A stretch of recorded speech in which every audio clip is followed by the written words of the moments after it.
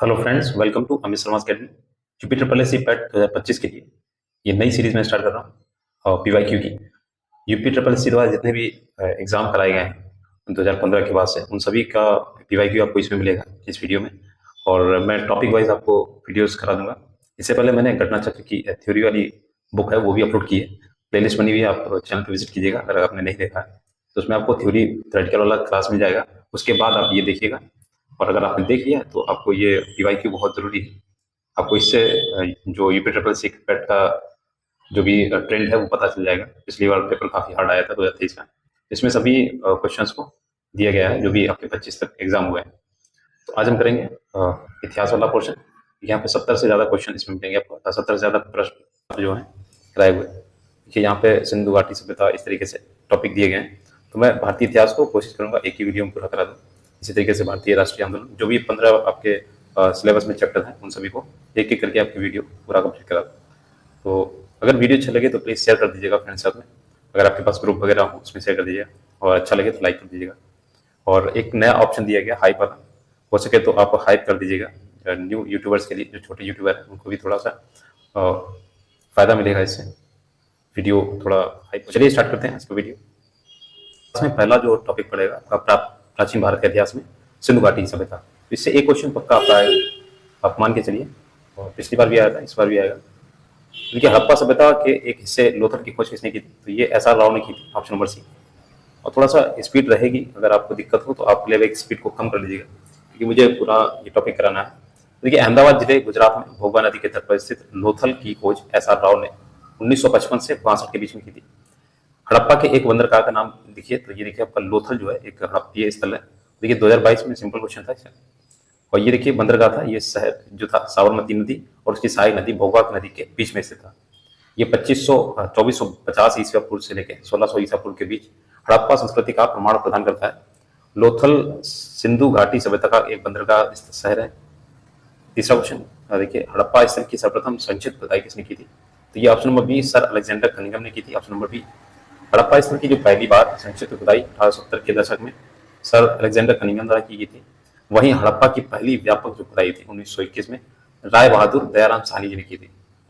चौथा क्वेश्चन है, भारत में स्थित किस हड़प्पा स्थल में हाकरा मृदवान के भंडार शामिल हैं जो सिंधु घाटी सभ्यता के शुरुआती चरणों से पहले की बसावट की विशेषता है? तो ऑप्शन नंबर ए, ये है राखी गढ़ी। ठीक है, देखिए जो राखी गढ़ी है ये हड़प्पी स्थल है, हाकरा मृदभांड इसमें भंडार की प्राप्ति हुई।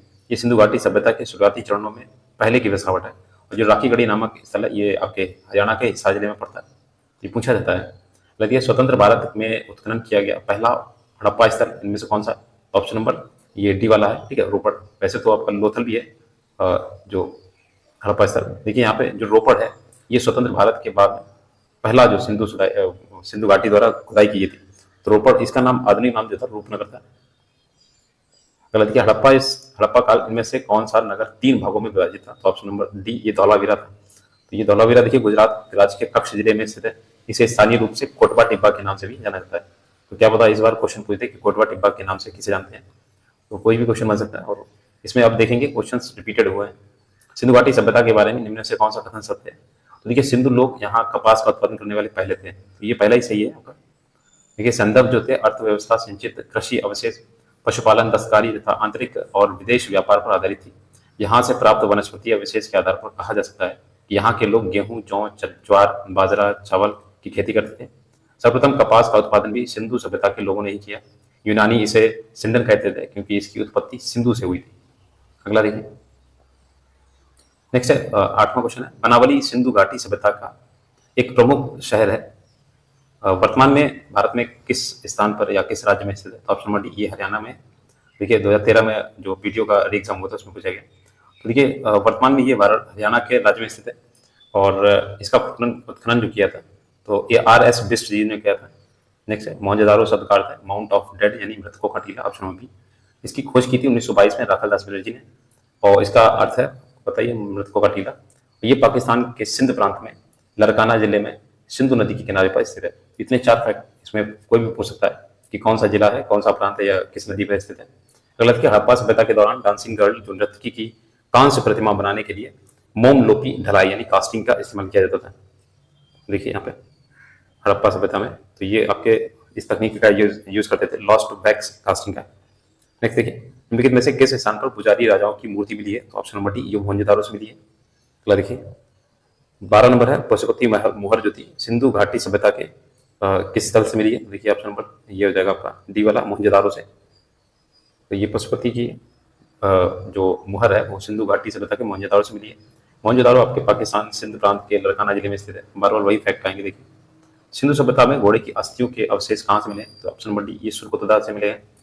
देखिए ये घोड़ों की अस्थियों के अवशेष सुरकोतदा गुजरात में पुरातात्विक स्थल है।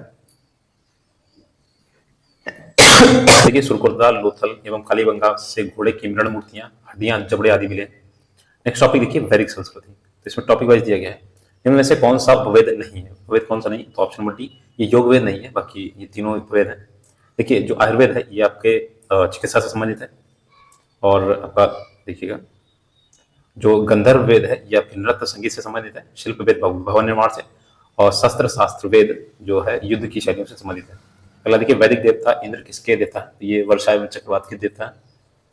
ये देखिए इन्हें पुरंदर अर्थात किले को तोड़ने वाला कहा जाता है। इंद्र आर्यों के युद्ध देवता के रूप में चित्रित हैं।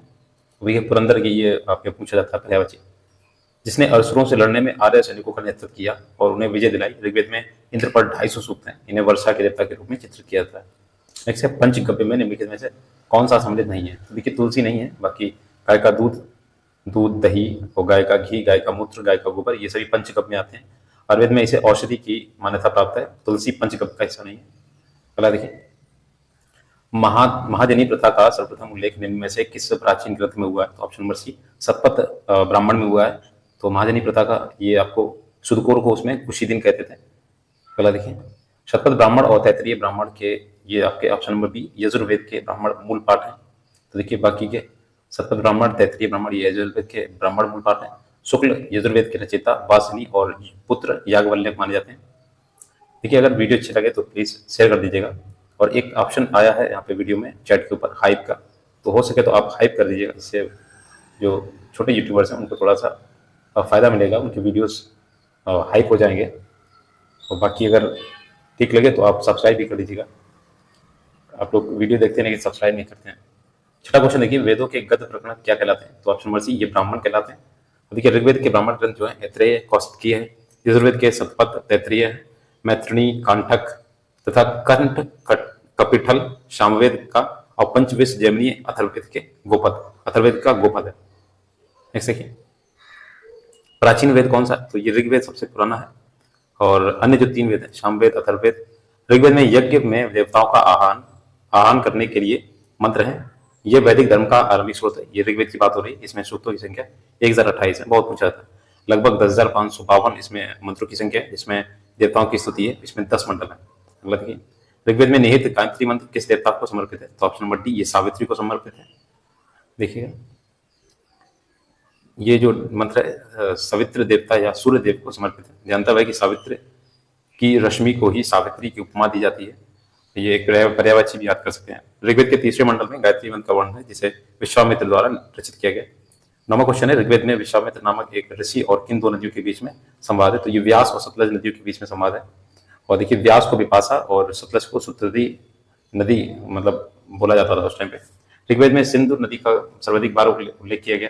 ऋग्वैदिक आर्यों की सर्वाधिक जो पवित्र नदी है वो सरस्वती थी, जिसे मतेत्मा, देवित्मा और नदित्मा कहा जाता था, जो विलुप्त हो गई हैं सरस्वती देवी।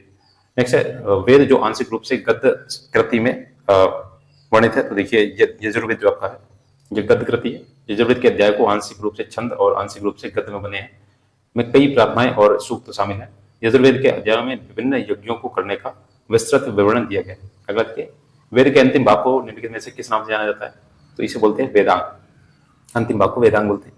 रामायण में मांडवी किसकी पत्नी थी? तो ऑप्शन नंबर बी, ये भरत की पत्नी थी। देखिए भरत के रामायण में मांडवी भरत की पत्नी थी, जबकि सीता भगवान राम की, उर्मिला लक्ष्मण की तथा सूत्र कीर्ति ये शत्रुघ्न की पत्नी थी। देखिए महाभारत में वर्णित कुरुक्षेत्र की लड़ाई कितने दिन तक लड़ी गई थी? देखिए ये 18 दिन थी। देखिए ऑप्शन बी 18 दिन। और ये हस्तिनापुर साम्राज्य में सिंहासन की प्राप्ति के लिए लड़ा गया था और ये 18 दिन तक चला था। कौरवों और पांडवों के बीच में लड़ा गया था। ठीक है, अगला देखिए ऋषि मुनि के अनुसार पुरानी पवित्र नदियों में सरस्वती और दृश्यवती के बीच का भूभाग वो ब्रह्मवर्त के नाम से जाना जाता था। ये ब्रह्मवर्त। तो ये 2023 में पूछा गया। देखिए बौद्ध धर्म और इसमें जो आपके गौतम बुद्ध जी इनके जीवन की शिक्षाएं वगैरह देखते हैं। इनमें वैसे कौन सा बौद्ध पवित्र स्थल निरंजना नदी के तट पर स्थित है? तो ऑप्शन नंबर ए बोध गया।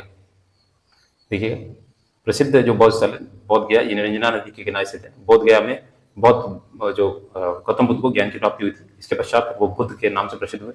तभी से यह स्थल बौद्ध धर्म के अनुयायियों के लिए अत्यंत महत्वपूर्ण है। वर्ष 2002 में यूनेस्को द्वारा बोध गया में स्थित महाबोधि मंदिर परिसर को विश्व विरासत स्थल घोषित किया गया है।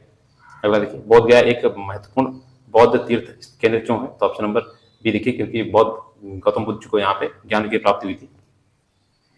अगला देखिए ज्ञान प्राप्त करने के बाद गौतम जी को किस रूप में जाना गया है? तो इन्हें बुद्ध के रूप में, ऑप्शन नंबर बी। तो ये आपके रिपीटेड क्वेश्चन। किस स्मारक से गौतम बुद्ध ने दुनिया के लिए बौद्ध धर्म के अपने दिव्य ज्ञान का प्रचार किया? इसमें देखिए इमारत नहीं दी गई है, देखिए यहाँ पे गौतम बुद्ध को बौद्ध में ज्ञान प्राप्त हुआ था। इस ज्ञान का प्रवर्तन जो प्रचार या आरंभ धर्म चक्र परिवर्तन कहा गया। उन्होंने ऋषिपत्तनम यानी सारनाथ वाराणसी से किया था। अगला देखिए और सर्वाधिक जो उपदेश दिए थे वो श्रावस्ती में दिए थे। अगला देखिए गौतम बुद्ध को ज्ञान की किस नदी के तट पर प्राप्त हुआ था ज्ञान? तो ऑप्शन नंबर डी ये निरंजना नदी थी। और निरंजना नदी के तट पर पीपल वृक्ष के नीचे ज्ञान प्राप्त हुआ था। उन्होंने ज्ञान प्राप्ति के पश्चात सर्वप्रथम ऋषिपत्तनम में 5 ब्राह्मण ऋषियों को ज्ञान प्रदान किया था, जिसे बौद्ध धर्म में धर्म चक्र परिवर्तन बोलते हैं। बल्कि माना जाता है कि गौतम सिद्धार्थ जो थे गौतम बुद्ध, जिन्होंने अंतिम अनुभूति के लिए बौद्ध गया जाने से पहले 6 साल तक निम्न में से किस स्थान पर पवित्रता पूर्वक ध्यान किया था? तो ऑप्शन नंबर सी थी डुंगेश्वरी गुफा थी। 6 वर्ष तक इन्होंने यहाँ पे ध्यान किया था। और गौतम बुद्ध को लगभग 35 वर्ष की आयु में वैशाख पूर्णिमा की रात्रि को एक पीपल वृक्ष के नीचे ज्ञान प्राप्त हुई थी। तो देखिए अब वैशाख को क्या बनाया था? बुद्ध पूर्णिमा मनाई जाती है इसी हिसाब से। ये बुद्ध को परिनिर्वाण कहाँ प्राप्त हुआ था? तो ऑप्शन नंबर बी ये कुशीनगर में इन्हें परिनिर्वाण प्राप्त हुआ था। तो देखिए मल्ल गढ़राज की राजधानी थी कुशीनगर या कुशीनारा। ये 483 ईसा पूर्व में परिनिर्वाण इन्हें प्राप्त हुआ था। बौद्ध धर्म में ग्रंथों में इसे महापरिनिर्वाण कहा जाता है। बौद्ध गया यानी उर्वेला महात्मा बुद्ध को ज्ञान प्राप्ति हुई। ऋषिपत्तनम यानी सारनाथ में उन्होंने अपना प्रथम उपदेश दिया, जिसे धर्म चक्र परिवर्तन की संज्ञा दी। अगला देखिए उस स्थान का नाम बताइए जहां बौद्धों की मान्यता के अनुसार गौतम बुद्ध ने अपनी मृत्यु के बाद परिनिर्वाण प्राप्त किया। ऑप्शन नंबर बी ये कुशीनगर था। नेक्स्ट है बौद्धों के लिए उत्तर प्रदेश में स्थित सारनाथ क्यों महत्वपूर्ण है? तो ऑप्शन नंबर डी देखिए, ये ज्ञान प्राप्त करने के बाद भगवान बुद्ध ने सारनाथ में अपना पहला उपदेश दिया था, इस वजह से फेमस है। नेक्स्ट है बुद्ध ने अपना पहला उपदेश कहाँ दिया था? तो ये ऑप्शन नंबर बी सारनाथ। सभी रिपीटेड है ज्यादातर। गौतम बुद्ध ने सारनाथ में अपना पहला उपदेश जो दिया था, ऑप्शन नंबर सी धम्म चक्र परिवर्तन मुद्रा दिया था। नेक्स्ट देखिए और ये इसमें लिखा हुआ गौतम बुद्ध धर्म के संस्थापक थे, बुद्ध धर्म के संस्थापक। बुद्ध ने अपना पहला धर्मोपदेश देते हुए अपने मत की आधारशिला रखी थी। तो ऑप्शन में देखिए 12 डी वाला सारनाथ में। ठीक है, तो इनका जन्म जो होता है कपिलवस्तु वैली के लुम्बिनी नामक शहर में हुआ था। और पहला जो धर्मोपदेश दिया था वो सारनाथ में। यहाँ 5 ब्राह्मणों सन्यासियों को पहला उपदेश दिया, जिसे बौद्ध धर्म में धर्म चक्र परिवर्तन बोलते हैं। हालांकि गौतम बुद्ध ने ऑप्शन नंबर डी देखिए सारनाथ में धर्म चक्र परिवर्तन का उपदेश दिया था। नेक्स्ट है इनमें वैसे किस स्थान पर प्रथम बौद्ध संगीति का आयोजन किया गया? ऑप्शन नंबर सी राजगृह में पहला ये बौद्ध संगीति का आयोजन किया गया था। महात्मा बुद्ध की जो मृत्यु के बाद 483 ईसा पूर्व में प्रथम बौद्ध संगीति हुई थी, वो राजगृह में हुई थी। नेक्स्ट देखिए 15वां नंबर, पाली में बौद्ध ग्रंथों को आमतौर पर त्रिपिटक यानी 3 फोल्ड बास्केट कहा जाता है, और इनमें से कौन सा त्रिपिटक में नहीं शामिल है? देखिए ऑप्शन नंबर सी ये उपशाखा नहीं है, बाकी सुत्पिटक, विनय पिटक, अभिधम पिटक ये तीनों है। नेक्स्ट इसमें देखिए त्रिपिटक बौद्ध धर्म के मूल ग्रंथ है, ये पाली भाषा में लिखे गए, तो ये भाषा भी याद रखिएगा। कनिष्क के शासनकाल में कौन सा निम्न में से कौन सी बौद्ध संगीति आयोजित की गई थी? तो ऑप्शन नंबर सी ये चौथी थी, कुंडलवल कश्मीर में आयोजित की गई थी। देखिए यहाँ पे बौद्ध संगीतियां दी गई। ये प्रथम जो हुई थी 483 ईसा पूर्व में, राजगृह अध्यक्ष महाकश्यप हिमाकश्यप अजातशत्रु इसके शासक थे। 100 साल बाद इनकी 383 ईसा पूर्व में द्वितीय हुई थी वैशाली में, सबकामी, यहाँ पे शुभकामी लिखा हुआ है, अध्यक्ष थे और कालाशोक इसके शासक थे।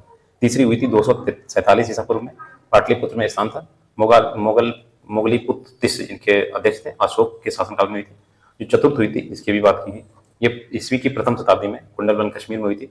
वसुमित्र अध्यक्ष थे, अशुभोध इसके उपाध्यक्ष थे। बहुत पूछा जाता है इनमें दोनों में, अध्यक्ष और उपाध्यक्ष पूछा जाता है लास्ट वाले, ठीक है। और कनिष्क के शासनकाल में हुई थी। अगला देखिए निम्न में से किस बौद्ध स्थल पर महिलाओं को पहली बार संघ में नियुक्त किया गया था? तो ऑप्शन नंबर बी ये वैशाली में नियुक्त किया गया था।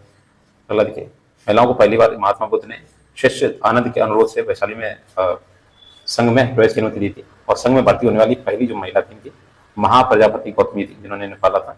अगला देखिए नागार्जुन कौन थे? तो ऑप्शन नंबर बी, ये बौद्ध दार्शनिक थे। नागार्जुन बौद्ध दार्शनिक थे। इन्होंने प्रज्ञा पारमिता सूत्र की रचना की, जिसमें शून्यवाद यानी सापेक्षवाद का प्रतिपादन किया गया। वे माध्यमिक दर्शन के प्रतिपादक थे। अगला देखिए, 19वां नंबर, भारत में स्थित किस शहर को विश्व का सबसे पुराना शहर माना जाता है? तो ऑप्शन नंबर बी, वाराणसी को सबसे पुराना माना जाता है। हिंदू पौराणिक कथा के अनुसार वाराणसी जो काशी है, विश्व का प्राचीनतम शहर है। प्राचीन काल में वाराणसी काशी महाजनपद की राजधानी थी। अगला देखिए, त्रिरश्मि बौद्ध गुफा परिसर, जहां 3 नई गुफाएं खोजी गई, किस राज्य में स्थित है? ऑप्शन नंबर बी, ये महाराष्ट्र में स्थित है। अगला देखिए, महाराष्ट्र के नासिक जिले में त्रिरश्मि बौद्ध गुफाएं हैं। भारतीय पुरातत्व सर्वेक्षण को इसी क्षेत्र में 3 गुफाएं मिली थी। 21 नंबर देखिए, राजा बिंबिसार के दरबार में उस प्रसिद्ध चिकित्सक का क्या नाम है जो भगवान बुद्ध के निजी चिकित्सक थे? तो ऑप्शन नंबर सी, ये जीवक थे। देखिए, जीवक प्राचीन काल में प्रसिद्ध आयुर्वेदाचार्य थे। गौतम बुद्ध के निजी चिकित्सक तथा बिंबिसार के दरबारी चिकित्सक भी थे। बिंबिसार मगध का राजा था तथा अजातशत्रु बिंबिसार का पुत्र था। अगला देखिए, स्तूप के अर्धवृत्ताकार टीले के ऊपर देवताओं के निवास का प्रतिनिधित्व करने वाली बालकनी जैसी संरचना कहलाती है? तो ऑप्शन नंबर ए, हर्मिका कहलाती है।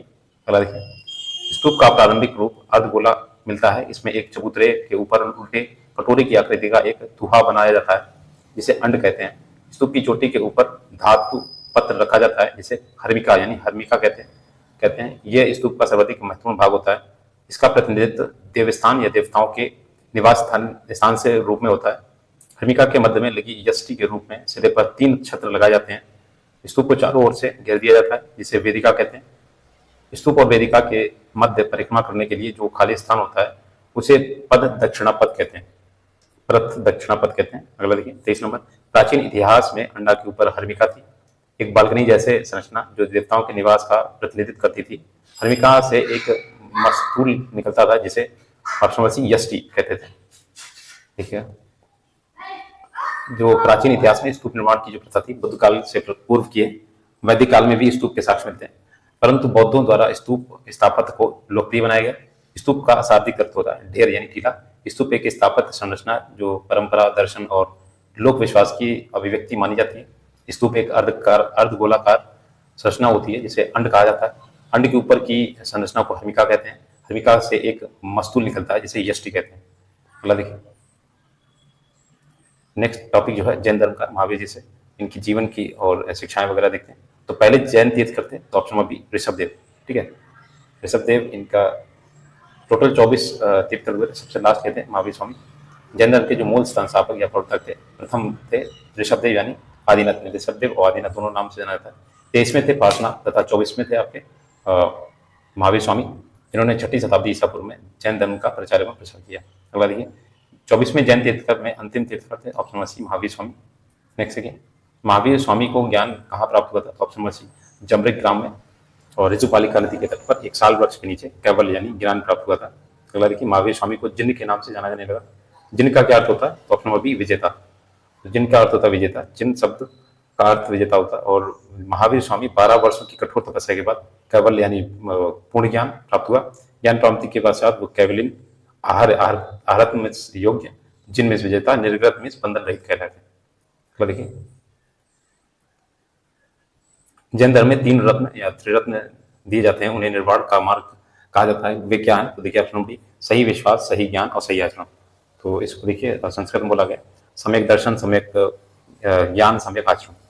और जैन धर्म में सत्य या यथार्थ में विश्वास को सम्यक दर्शन, वास्तविक ज्ञान को सम्यक ज्ञान और सुख दुख में संभाव को ही सम्यक आचरण कहा जाता है। जैन धर्म में कैवल्य की प्राप्ति जीव का अंतिम लक्ष्य होता है। अगला देखिए, मनुष्य जीवन का सर्वोत्तम जो ध्येय है वो कैवल्य, इसका अर्थ है इच्छाओं पर विजय प्राप्त करना। Option number A. देखिए, इसमें मनुष्य जीवन का चरम लक्ष्य कैवल्य की प्राप्ति है। उपयुक्त विकल्प में कैवल्य का साम्य इच्छाओं पर विजय प्राप्त करना है, क्योंकि इच्छाओं पर विजय प्राप्ति के बिना कैवल्य संभव नहीं। अगला देखिए, जैन धर्म में सबसे महत्वपूर्ण मौलिक सिद्धांत क्या है? तो ऑप्शन नंबर डी, ये अहिंसा है। जैन धर्म का सबसे जो मौलिक सिद्धांत रूप है अहिंसा माना जाता है। जैन धर्म के 5 सिद्धांतों में से अहिंसा सबसे ऊपर है। और इसमें देखिए, अहिंसा, सत्य, असत्य, अपरिग्रह और ब्रह्मचर्य, ये 5 सिद्धांत है इसमें। अगला देखिए, 8 नंबर क्वेश्चन है, महावीर और उनके अनुयायियों की शिक्षा एवं शताब्दियों मौखिक रूप से प्रसारित होती हैं। इन्हें लगभग 1500 वर्ष पहले लिखा गया था। वर्तमान में इनमें से किस स्थान पर उपलब्ध है? देखिए, 8 का option number C, Vallabhi, Gujarat में। तो ये मुहावरे की जो शिक्षाएं हैं वो कई शताब्दियों तक मौखिक रूप से प्रसारित होती रही। इन्हें 1500 वर्ष पहले लिखा गया, जो बल्लभी गुजरात में उपलब्ध है। अगला देखते हैं मौर्य वंश में सम्राट अशोक जी को। तो देखिए मौर्य वंश वैसे काफी बड़ा है, लेकिन यहाँ पे स्पेसिफिक नाम दिया गया है सम्राट अशोक के बारे में। देखिए मेगास्थनीज जिन्होंने भारत के बारे में प्रसिद्ध ग्रंथ इंडिका लिखी, वह मूल रूप से किस देश के थे? ऑप्शन बी ये ग्रीस के थे। ये देखिए सेल्यूकस निकेटर का राजदूत बनकर चंद्रगुप्त मौर्य के दरबार में आया था, और मेगास्थनीज की प्रसिद्ध पुस्तक का नाम जो है इंडिका। और इसमें देखिए चंद्रगुप्त मौर्य का भी आपको इतिहास पढ़ना है, मैंने थ्योरेटिकल वाली क्लास में कराया है। इसमें आपको केवल अशोक का दिया गया है, अशोक जी का, और चंद्रगुप्त मौर्य का नहीं दिया है। देखिए मौर्यकालीन भारत में विवरण वाली इंडिका के लेखक हैं, तो ऑप्शन नंबर डी मेगास्थनीज। अगला देखिए विशाख दत्त द्वारा लिखित मुद्रा राक्षस कौन सी भाषा में लिखी गई? तो ऑप्शन नंबर सी संस्कृत में लिखी गई। इसे ये एक नाटक है, ठीक है, इसे हिंदी में अनुदित करने का श्रेय भारतेंद्र हरिश्चंद्र जी को प्राप्त है। इस ग्रंथ में चंद्रगुप्त मौर्य के विषय में विस्तृत सूचना प्राप्त होती है। नाटक में चंद्रगुप्त को वृषल तथा कुलहीन कहा गया है, और डुंडी राज ने मुद्रा राक्षस पर टीका भी लिखी है। अगला देखिए चौथा नंबर है नगर पालिका प्रशासन की एक विस्तृत प्रणाली की स्थापना के लिए निम्न में से सबसे प्रसिद्ध राजा कौन बताए गए? तो option number B Chandragupta Maurya. देखिए यूनानी लेखक मेगास्थनीज ने मौर्यों के नगर प्रशासन का विस्तृत वर्णन दिया है। इंडिका में पाटलिपुत्र के नगर प्रशासन का वर्णन मिलता है। इसके अनुसार पाटलिपुत्र नगर का प्रशासन 30 सदस्यों वाली समितियों द्वारा होता था। इसकी कुल 6 समितियां होती थी, प्रत्येक समिति में 5 सदस्य होते थे। मेगास्थनीज के अनुसार नगर पालिका प्रशासन की एक विस्तृत प्रणाली थी। स्थापना चंद्रगुप्त मौर्य के दौरान हुई थी। अगला देखिए पांचवा, जिनमें से किस संप्रदाय में बिंदुसार की रुचि थी? ऑप्शन नंबर सी आजीवक में। तो बिंदुसार को आजीवक संप्रदाय में रुचि थी। यूनानी लेखकों ने बिंदुसार को अमित्रोकेडीज कहा है। विद्वानों के अनुसार अमित्रोकेडीज या अमित्र घात इसका संस्कृत रूप है। और भारतीय दर्शन और इतिहास के अध्येताओं के अनुसार आजीवक संप्रदाय की स्थापना मखलीपुत्र गोशाले की थी। क्वेश्चन सम्राट अशोक का कौन सा शिलालेख कलिंग पर उनकी विजय का उल्लेख करता है? तो सबसे लास्ट जो 13वां शिलालेख है इसमें देखिए 261 में हुआ था ये युद्ध, 8 वर्ष के बाद, इनके राज्याभिषेक के 8 वर्ष बाद हुआ था। और इस शिलालेख में अशोक ने कलिंग युद्ध से हुई पीड़ा पर अपना दुख और पश्चाताप व्यक्त किया है 13वें शिलालेख में। अगला देखिए अशोक के आक्रमण के दौरान कलिंग यानी पूर्वी प्रांत की राजधानी कौन सी थी? तो ऑप्शन नंबर डी तोसली थी। तोसली जो अभी ओडिशा में पड़ता है। अगला देखिए जैसा कि अशोक के शिलालेख में उल्लेख किया गया कि मौर्य साम्राज्य में राजधानी पाटलिपुत्र और अन्य 4 प्रांतीय केंद्रों सहित 5 प्रमुख राजनीतिक केंद्र थे। इनमें में से कौन सा प्रांतीय केंद्र नहीं था? ऑप्शन नंबर डी ये इंद्रप्रस्थ नहीं था। अगला देखिए इसमें 5 प्रांत दिए गए हैं। उत्तरापथ ये तक्षशिला, अवंतिरस्ट ये उज्जैनी, कलिंग, तोशली, दक्षिणापथ सुवर्णगिरी, प्राच्य या पूर्वी प्रदेश ये पाटलिपुत्र। इसमें इंद्रप्रस्थ मौर्य के प्रांत की राजधानी नहीं थी। अगला देखिए निम्न में से कौन सा अशोक के साम्राज्याधीन नहीं था? तो ऑप्शन नंबर डी ये कामरूप नहीं था।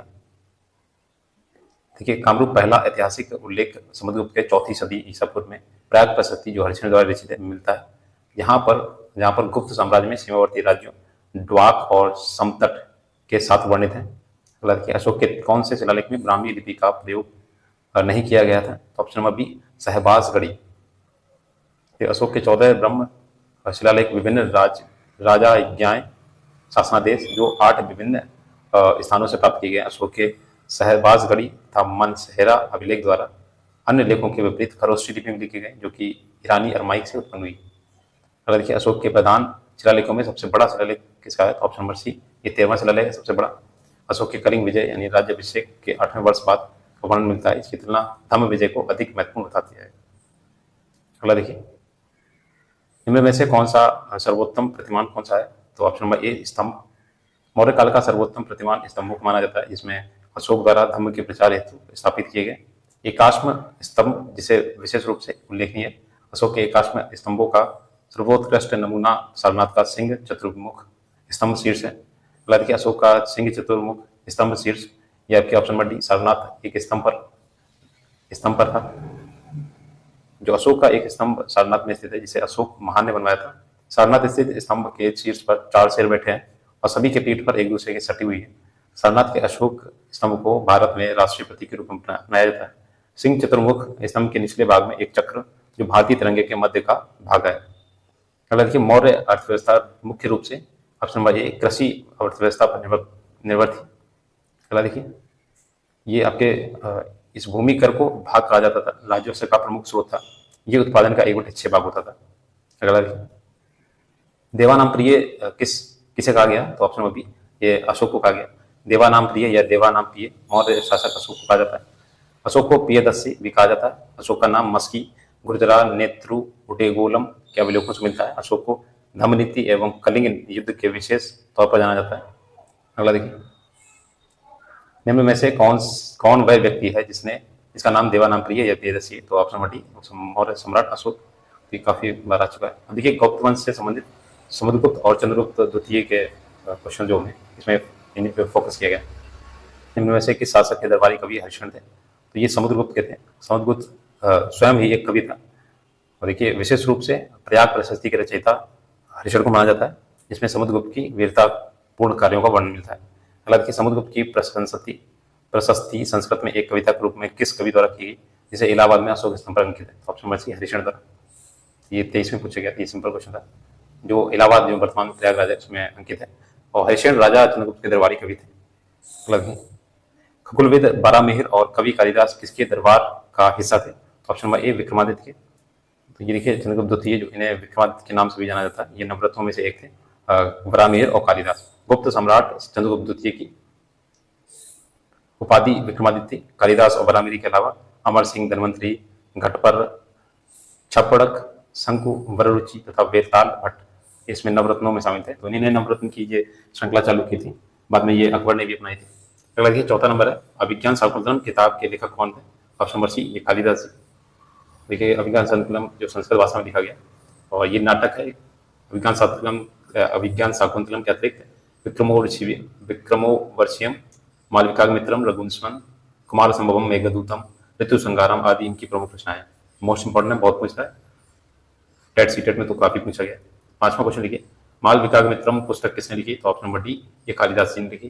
अगला देखिए, गुप्त काल की प्रसिद्ध महिला शासिका कौन थी? तो ऑप्शन नंबर बी, प्रभावती गुप्त। देखिए, प्रसिद्ध शासिका थी ये प्रभावती गुप्त।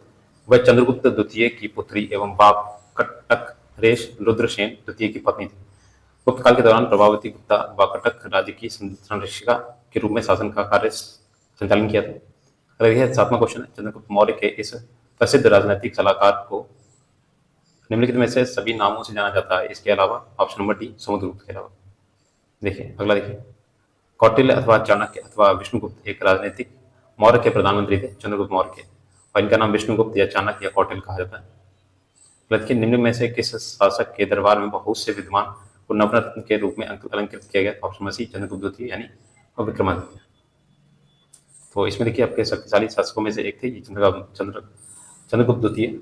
इसमें आपके नवरत्न देखिए, धनवंतरी, बारामिहिर, अमर सिंह, शंकु, छपड़क, वररुचि और बेताल भट्ट और घटपर, कालिदास। तो इस तरीके से आपके 9 रत्न हैं। भारतीय इतिहास में धनवंतरी कौन थे? तो ऑप्शन नंबर सी, ये चंद्रगुप्त विक्रमादित्य की सभा को सुशोभित करने वाले प्रसिद्ध चिकित्सक थे और ये नवरत्नों में शामिल थे। ठीक है, और इनका ये आयुर्वेद शास्त्र के प्रकांड पंडित थे, इन्हें नवरत्नों में शामिल किया गया था। अगला कि हर्षवर्धन के संबंधित जो इफेक्ट है, कन्नौज से पूर्व हर्षवर्धन कहाँ का शासक था? तो option number D, Thaneshwar. Thaneshwar इनके पिता की राजधानी थी और इसके बाद इनके जो भाई थे, बड़े भाई राजवर्धन, वो थानेश्वर को संभाला था। उनकी मृत्यु हो गई थी क्योंकि इनकी जो बहन थी उनके पति को जिसने मारा था, तो राजवर्धन जब उन्हें मारने गए तो उसने इनकी हत्या कर दी। फिर बाद में कन्नौज के लिए इन्होंने प्रस्थान किया था अगर हर्षवर्धन जी ने, और वहाँ पे थानेश्वर के बाद वो कन्नौज के शासक किया था वहाँ पे। तो चीनी यात्री यहाँ पे हैंगसॉन उनके कार्यकाल में आया था। अगला देखिए, हर्षवर्धन 5 इंडीज को अपने नियंत्रण में दिया, इसमें से कौन सी 5 इंडीज है? तो option number B, Punjab, Kannauj, Bengal, Bihar, Orissa. Bengal, Bihar, Orissa आपको आता ही है, और पंजाब और कन्नौज और जोड़ लीजिएगा। अगला देखिए, और इन्होंने देखिए चालुक्य जो वंशीय शासक था पुलकेशी द्वितीय को भी पराजित किया था, काफी फेमस है, याद रखिएगा। अगला देखिए, कादम्बरी के लेखक कौन है? तो ये बाणभट्ट है, ऑप्शन नंबर डी, और संस्कृत साहित्य पर लिखित है, जिसे संस्कृत कवि गद्य लेखक बाणभट्ट ने लिखा था। बाणभट्ट जो थे हर्ष दरबारी कवि थे। इनकी प्रमुख रचना हर्षचरितम, जिसमें हर्ष के समय की विस्तृत सूचना प्राप्त होती है। अगला देखिए, हर्षवर्धन के शासनकाल के दौरान निम्न में से कौन सी नई राजधानी थी जो थानेश्वर में स्थानांतरित हुई? Option number A, Kannauj. अगला देखिए, ये पहले ये थानेश्वर की गद्दी थे। इनमें से कौन सा हर्षवर्धन की पहली राजधानी थी? तो ये थानेश्वर, ऑप्शन नंबर बी। देखिए रिपीटेड है। और राजपूत काल देखिए, कौन सा साहित्य संगम साहित्य के रूप में प्रसिद्ध है? तो देखिए ऑप्शन नंबर ए तमिल साहित्य, ये संगम साहित्य है। तमिल कवियों विद्वानों और की एक सभा या परिषद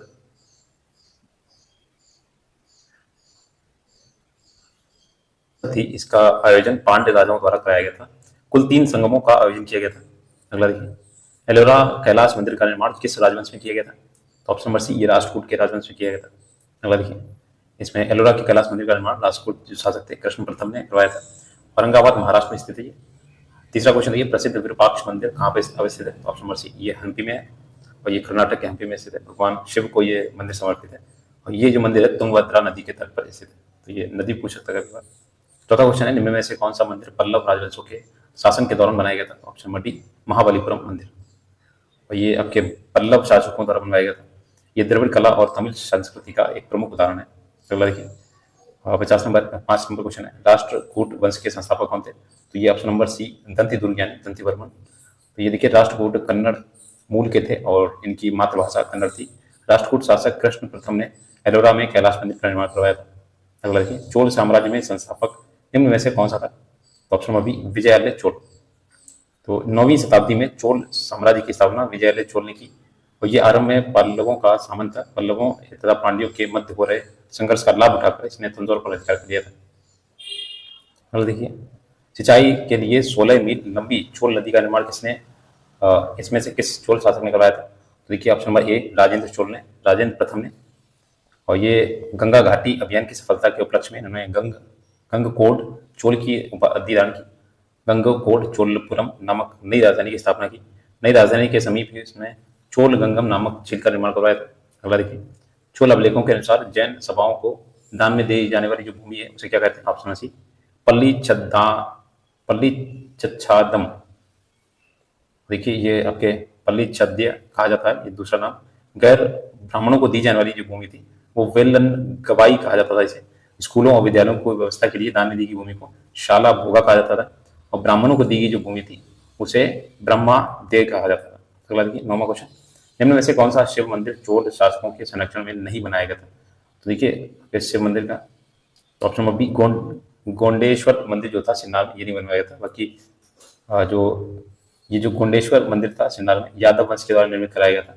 गोंडेश्वर मंदिर महाराष्ट्र के नासिक में स्थित है। ये भगवान शिव को समर्पित मुख्य मंदिर के साथ 4 अन्य मंदिर थे। इसमें सूर्य, विष्णु और पार्वती और गणेश को समर्पित है। तो केवल महादेव के लिए नहीं समर्पित है, इसलिए ये नहीं होगा। पाल वंश का शासक कौन था? Option number C, Gopal. अगला देखिए, तो पाल वंश का संस्थापक गोपाल था। गोपाल ने लगभग 750 से 770 ईस्वी तक शासन किया। ये बौद्ध मतानुयायी था तथा नालंदा में इसने एक विहार का निर्माण कराया था। 11 नंबर क्वेश्चन है, पाल साम्राज्य भारत के किस हिस्से में संबंधित है? तो ऑप्शन नंबर बी, ये पूर्वी में है।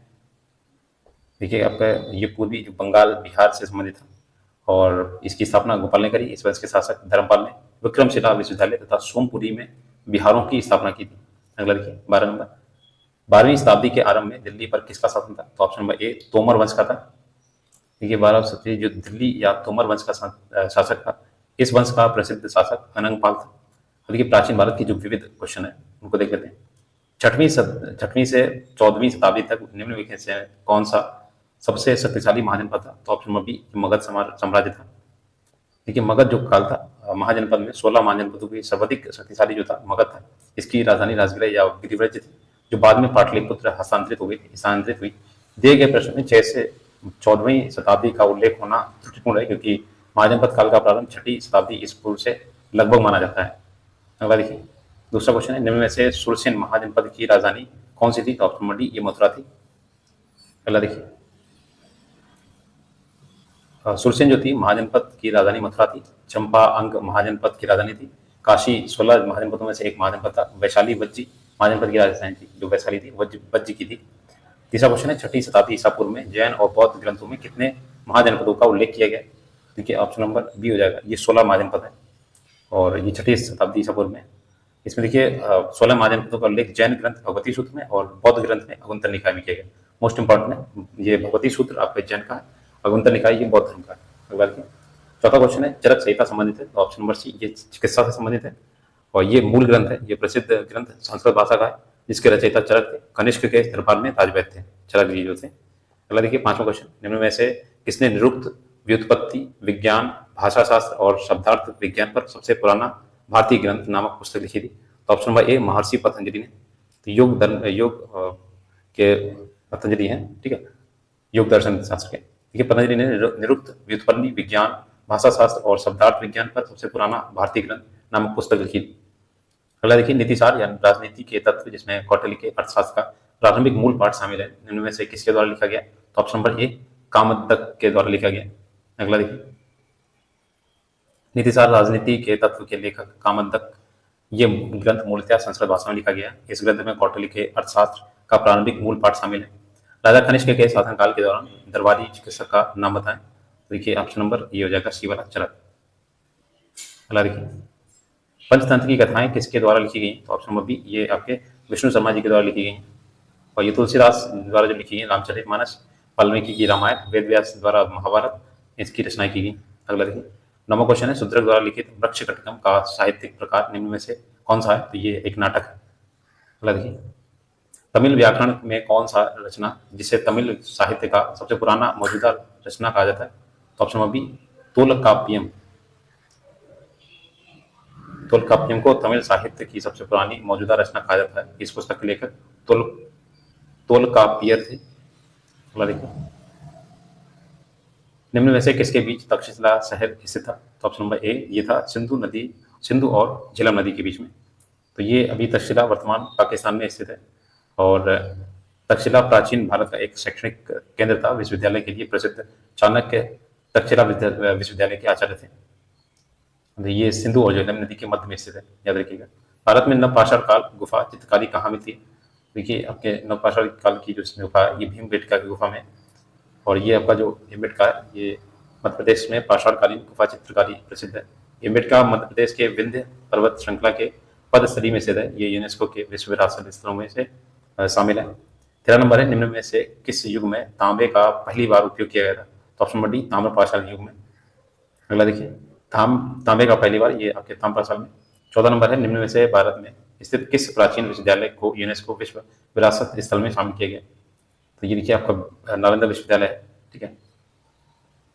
और ये आपका जो तक्षशिला है वो आपके भारत में स्थित नहीं है। देखिए नालंदा जो महाविहार है भारत के बिहार राज्य में स्थित है। महाविहार विश्वविद्यालय का स्थापना जो थी 5वीं शताब्दी के दौरान गुप्त शासक कुमारगुप्त प्रथम द्वारा की गई थी नालंदा विश्वविद्यालय की स्थापना। अगला देखिए दी गई जानकारी में राजवंश की पहचान करना है। तो देखिए 15वां क्वेश्चन है पुष्पमित्र ने इस वंश की स्थापना की। इसके प्रभुत्व दक्षिण में नर्मदा नदी तक फैले थे और पाटलिपुत्र अयोध्या विदिशा के शहर शामिल थे। उन्होंने 2 अश्वमेध बलिदान दिए। उन्होंने बैक्ट्रियन राजा डेमेट्रियस को हराया था। राजवंश का 9वां राजा भागभद्र था। पतंजलि के गौरव ग्रंथ यानी महाभाष्य इस समय के दौरान लिखे गए थे। तो इसमें बताना है कौन सा राजवंश है? तो ये शुंग राजवंश है। तो मौर्य वंश के अंतिम शासक भद्ररथ को ब्राह्मण सेनापति पुष्पमित्र ने मारकर मगध में शुंग वंश की स्थापना की थी। शुंग वंश का अंतिम जो सम्राट था वो देवभूति था। नेक्स्ट है निम्न में से कौन सा जोड़ा सही नहीं है? तो ऑप्शन नंबर ए ये सही नहीं है। औरंगजेब की मृत्यु 1709 दिया गया, ये गलत है। देखिएगा औरंगजेब की मृत्यु हुई थी 1707 में, ठीक है। मुस्लिम युग की शुरुआत हुई थी AD 622 ईस्वी में। शक संवत की शुरुआत 78वीं ईसा पूर्व में हुई थी। कलिंग युद्ध जो हुआ था 261 BC में हुआ था। अगला देखिए निम्न में से किस स्थान पर अजंता एलोरा की गुफाएं स्थित हैं? तो ऑप्शन नंबर बी ये औरंगाबाद में, महाराष्ट्र के औरंगाबाद में स्थित है। देखिए अब इसमें देखा किस क्रम में भारत आए थे उस हिसाब से लगाने। ऑप्शन नंबर बी देखिए दूसरा पहले फायन आए, फिर हैंगसन, फिर टॉमस रो। ठीक अंग्रेज था, टॉमस रो लास्ट में आया था। देखिए ब्रिटेन के जो टॉमस रो जहांगीर के शासनकाल में ब्रिटेन के राजा जेम्स प्रथम के दूत के रूप में 1615 ईस्वी में सूरत पहुंचा था। चंद्रगुप्त द्वितीय के शासनकाल में चीनी बौद्ध यात्री फायान जो था 402 से 412 ईस्वी तक भारत आया। चीनी यात्री हेंगसोंग हर्षवर्धन के काल में यानी जो 606 से 647 तक था इनके समय में भारत आया था। जो हेंगसोंग था उसकी उत्कट अभिलाषा महात्मा बुद्ध के चरण चिन्हों द्वारा पवित्र किए गए स्थानों को देखने की थी जो उस समय भारत में सुलभ थे। तो ऑप्शन नंबर बी इसका सही होगा। अगला के विश्व प्रसिद्ध खजुराहो की मूर्ति कलाएं स्थित हैं। तो ऑप्शन नंबर सी ये मध्य प्रदेश में स्थित है और इनका जो संबंध है चंदेल वंश के शासकों से है। अगला देखिए 20वां क्वेश्चन है निम्न में से कौन सा अनुचित युग है यानी जो गलत है? तो option number A Khajuraho Chola राजवंश, ये गलत लिखा हुआ। देखिए इसमें जो खजुराहो है ये चंदेल राजवंश द्वारा, हम्पी स्मारकों का समूह ये विजयनगर राज्य द्वारा, लिंगराज मंदिर ये सोमवंशी राजवंश द्वारा, हजार स्तंभ मंदिर ये काकतीय राजवंश द्वारा, जो खजुराहो जो है ये आपके चंदेल शासन से संबंधित आपका चोल से संबंधित है। अगला देखिए, अगला देखिए जो पार्ट है मध्यकालीन भारत का इतिहास है, इसमें सल्तनत काल देखते हैं। मध्यकालीन देखते हैं सल्तनत काल। पहली बार भारत पर आक्रमण करने वाला जो मुस्लिम कौन था, तो देखिए ऑप्शन नंबर ये हो जाएगा सी, मोहम्मद बिन कासिम। भारत पर पहला मुस्लिम आक्रमण 636 ईस्वी में थाने पर खलीफा उमर के शासनकाल में हुआ था, जबकि भारत का जो पहला सफल आक्रमण जो मुस्लिम आक्रमण था 712 ईस्वी में अकबर अरब आक्रमणकारी मोहम्मद बिन कासिम के नेतृत्व में हुआ। इराक के हाकिम अल हज्जाज ने मोहम्मद बिन कासिम के नेतृत्व में अरबों को सिंध पर आक्रमण करने के लिए भेजा था। कठिन संघर्ष के बाद मोहम्मद बिन कासिम 712 ईस्वी में सिंध के साहर ताहिर को पराजित करने में सफल हुआ और इसने सिंध को जीत लिया। फारसी जो ग्रंथ है चशनामा में अरबों द्वारा सिंध विजय की जानकारी मिलती है। अगला देखिए, खजुराहो समूह के प्रसिद्ध स्मारक किस राज्य में है? ऑप्शन नंबर बी, ये मध्य प्रदेश में। मध्य प्रदेश के छतरपुर जिले में खजुराहो के चंदेल राजाओं द्वारा निर्मित मंदिर आज भी है। चंदेल स्थापत्य की उत्कृष्टता का बखान करते हैं। इस मंदिर का निर्माण 950 से 1050 ईस्वी तक चंदेलों का मुख्य काल, लेकिन पूर्ववर्ती एवं परवर्ती काल भी निर्मित हुए थे, इनके बीच में कराया गया था। यहाँ मंदिरों में कंदरिया महादेव का मंदिर सर्व प्रमुख है, काफी फेमस है। तीसरा देखिए, जयचंद के विश्वासघात के कारण पृथ्वीराज चौहान की पराजय हुई। कालांतर में जयचंद कहाँ और कब मारा गया? तो ऑप्शन नंबर डी ये था, ऊपर में से कोई नहीं। देखिए, जो 1194 में एक मोहम्मद गौरी ने कन्नौज के शासक जयचंद पर आक्रमण किया। उस समय कन्नौज एक शक्तिशाली राज्य था, पृथ्वीराज से शत्रुता थी इसकी। मोहम्मद गौरी और जयचंद के बीच में चंदावर में युद्ध हुआ था, जिसमें जयचंद मारा गया। अगला देखिए, यहाँ पे कन्नौज जगह चंदावर होता तो ये सही होता। नेक्स्ट देखिए, और सब चौथा क्वेश्चन है। देखिए, मोहम्मद गौरी किस वर्ष पृथ्वीराज तृतीय से पराजित हुआ था? ऑप्शन नंबर बी, ये 1191 में। और 92 में एक साल बाद ये मोहम्मद गौरी पराजित हुए थे। तो तराइन का प्रथम युद्ध हुआ था 1191 में, और जो द्वितीय युद्ध हुआ था ये 1192 में हुआ था, जिसमें पृथ्वीराज तृतीय की पराजय हुई थी। अगला देखिए, अमरीक खुसरो जो था उनका जन्म स्थान है, ऑप्शन नंबर बी, कासगंज में। तो ये 1253 में इनका जन्म हुआ। उत्तर प्रदेश के वर्तमान कासगंज जिले में पटियाली नामक स्थान पर हुआ था। इन्हें खड़ी बोली, कव्वाली, तबला का जनक माना जाता है। इन्होंने किरान उस सादेन, मिफ्ताह उल फुतूह, नूह सिपाहर, तुगलकनामा, खजाइन उल फुतूह आदि ग्रंथों की रचना की। इन्हें तूतीय हिंद भी कहा जाता है। हमें क्वेश्चनों का जन्म 1252 दिया गया एनसीईआरटी में मध्यकालीन भारत में, अथवा 1253 दिया गया आपके हरिश्चंद्र वर्मा भाग 1 के अनुसार में। तो एनसीईआरटी इसमें मान्य होता है 1252। अगला देखिए, अमीर खुसरो जिसे कव्वाली का पिता एवं भारत का तोता भी कहा जाता है, किसके दरबारी कवि थे? ऑप्शन नंबर डी, ये अलाउद्दीन खिलजी के दरबारी कवि थे। अगला देखिए, लौह एवं रक्त की नीति किसने अपनाई थी? तो ऑप्शन नंबर ए, ये बलबन था। बलबन के राजत्व सिद्धांत की दो विशेषताएं थी। पहली, सुल्तान का पद ईश्वर द्वारा प्रदत्त होता है। दूसरा, सुल्तान का निरंकुश होना आवश्यक है। 8वां क्वेश्चन देखिए, अलाई दरवाजा किस विश्व विरासत स्थल में है? ऑप्शन नंबर सी, ये कुतुब मीनार में। देखिए, नई दिल्ली स्थित अलाई दरवाजा का निर्माण सुल्तान अलाउद्दीन खिलजी ने कुतुब मीनार के निकट करवाया था, और इसका निर्माण बलुआ पत्थरों तथा सफेद संगमरमर द्वारा हुआ। ये प्रारंभिक तुर्की कला का एक श्रेष्ठ नमूना है। इसके अलावा अलाउद्दीन ने श्री के किले हजार सितुन महल का निर्माण भी करवाया था। गलत के 9वां क्वेश्चन, अलाउद्दीन खिलजी द्वारा बनाया गया प्रसिद्ध अलाई दरवाजा कहाँ पर स्थित है? तो ऑप्शन नंबर बी, ये है आपके नई दिल्ली में। अगला देखिए, दिल्ली में अलाउद्दीन खिलजी के शासनकाल की अवधि क्या थी? तो ऑप्शन नंबर ए, 1296 से 1316 के बीच में। और इसे धोखे से सुल्तान जलालुद्दीन की हत्या करके स्वयं सत्ता हासिल की थी अलाउद्दीन खिलजी ने। अगला देखिए, 11वां नंबर क्वेश्चन, दिल्ली में कुतुब मीनार दुनिया की सबसे ऊंची ईंट की बनी मीनार है, जिसमें कौन से राजा ने इसका निर्माण योगदान नहीं दिया था? देखिए, ये जो कुतुब मीनार थी काफी राजाओं ने बनवाए थे, तो अलाउद्दीन खिलजी ने इसका सहयोग नहीं किया था, बाकी सभी ने किया था। तो देखिए, दिल्ली ये जो कुतुब मीनार है, ये इसका सर्वप्रथम जो निर्माण किया था कुतुबुद्दीन ऐबक ने आरंभ कराया। फिर इसके बाद इल्तुतमिश के कार्यकाल में इसका निर्माण कार्य पूरा हुआ। फिरोज शाह तुगलक के शासनकाल में बिजली गिरने से चौथी मंजिल क्षतिग्रस्त हुई थी, और फिरोज शाह ने इसमें चौथी मंजिल के पुनर्निर्माण के साथ साथ 5वीं मंजिल भी इसने बनवाई थी। और जो अलाउद्दीन खिलजी था, इसने इसके बगल में एक इमारत बनवाई थी, जो अभी अब आपको यहाँ पे दिखाया था, जो अलाई दरवाजा था, ठीक है, कुतुब मीनार के निकट में ही बनवाया था। अगला देखिए,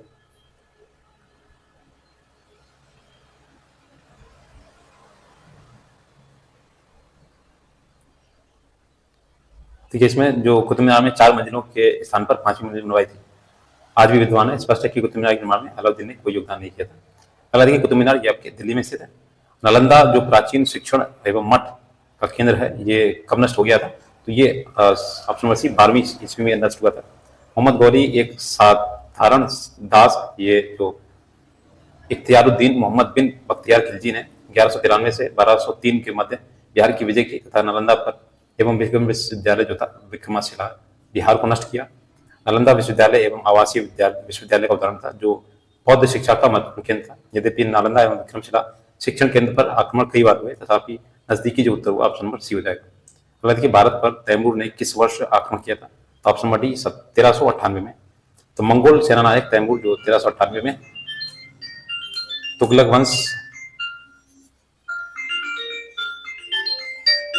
वंश के अंतिम शासक नसरुद्दीन महमूद के समय भारत पर आक्रमण किया। तैमूर का यह आक्रमण तुगलक वंश और दिल्ली दोनों के लिए विनाशकारी सिद्ध हुआ था। अगला देखिए, किस शासक ने भारत में तुगलक वंश की नींव रखी थी? तो ऑप्शन नंबर बी ये गैसुद्दीन तुगलक था। इसे गाजी मलिक भी बोलते हैं। 1320 में इसने स्थापना की। सिंचाई हेतु नहर निर्माण करने वाला दिल्ली का सल्तनत का पहला शासक गैसुद्दीन था। अगला देखिए, खिज्र खान निम्न में से किस राजवंश से संबंधित था? तो ऑप्शन नंबर सी, ये ऑप्शन नंबर सी सैयद वंश है और 1414 में दिल्ली की राजगद्दी पर बैठा। 1421 में खिज्र खान की मृत्यु हो गई। नेक्स्ट है, किसके शासनकाल में इब्न बतूता भारत आया था? तो ऑप्शन नंबर बी मोहम्मद बिन तुगलक के काल में। मोरक्को का यात्री इब्न बतूता तुगलक शासक मोहम्मद बिन तुगलक के शासनकाल में भारत आया। मोहम्मद बिन तुगलक ने उसे राजदूत बनाकर चीन भेजा।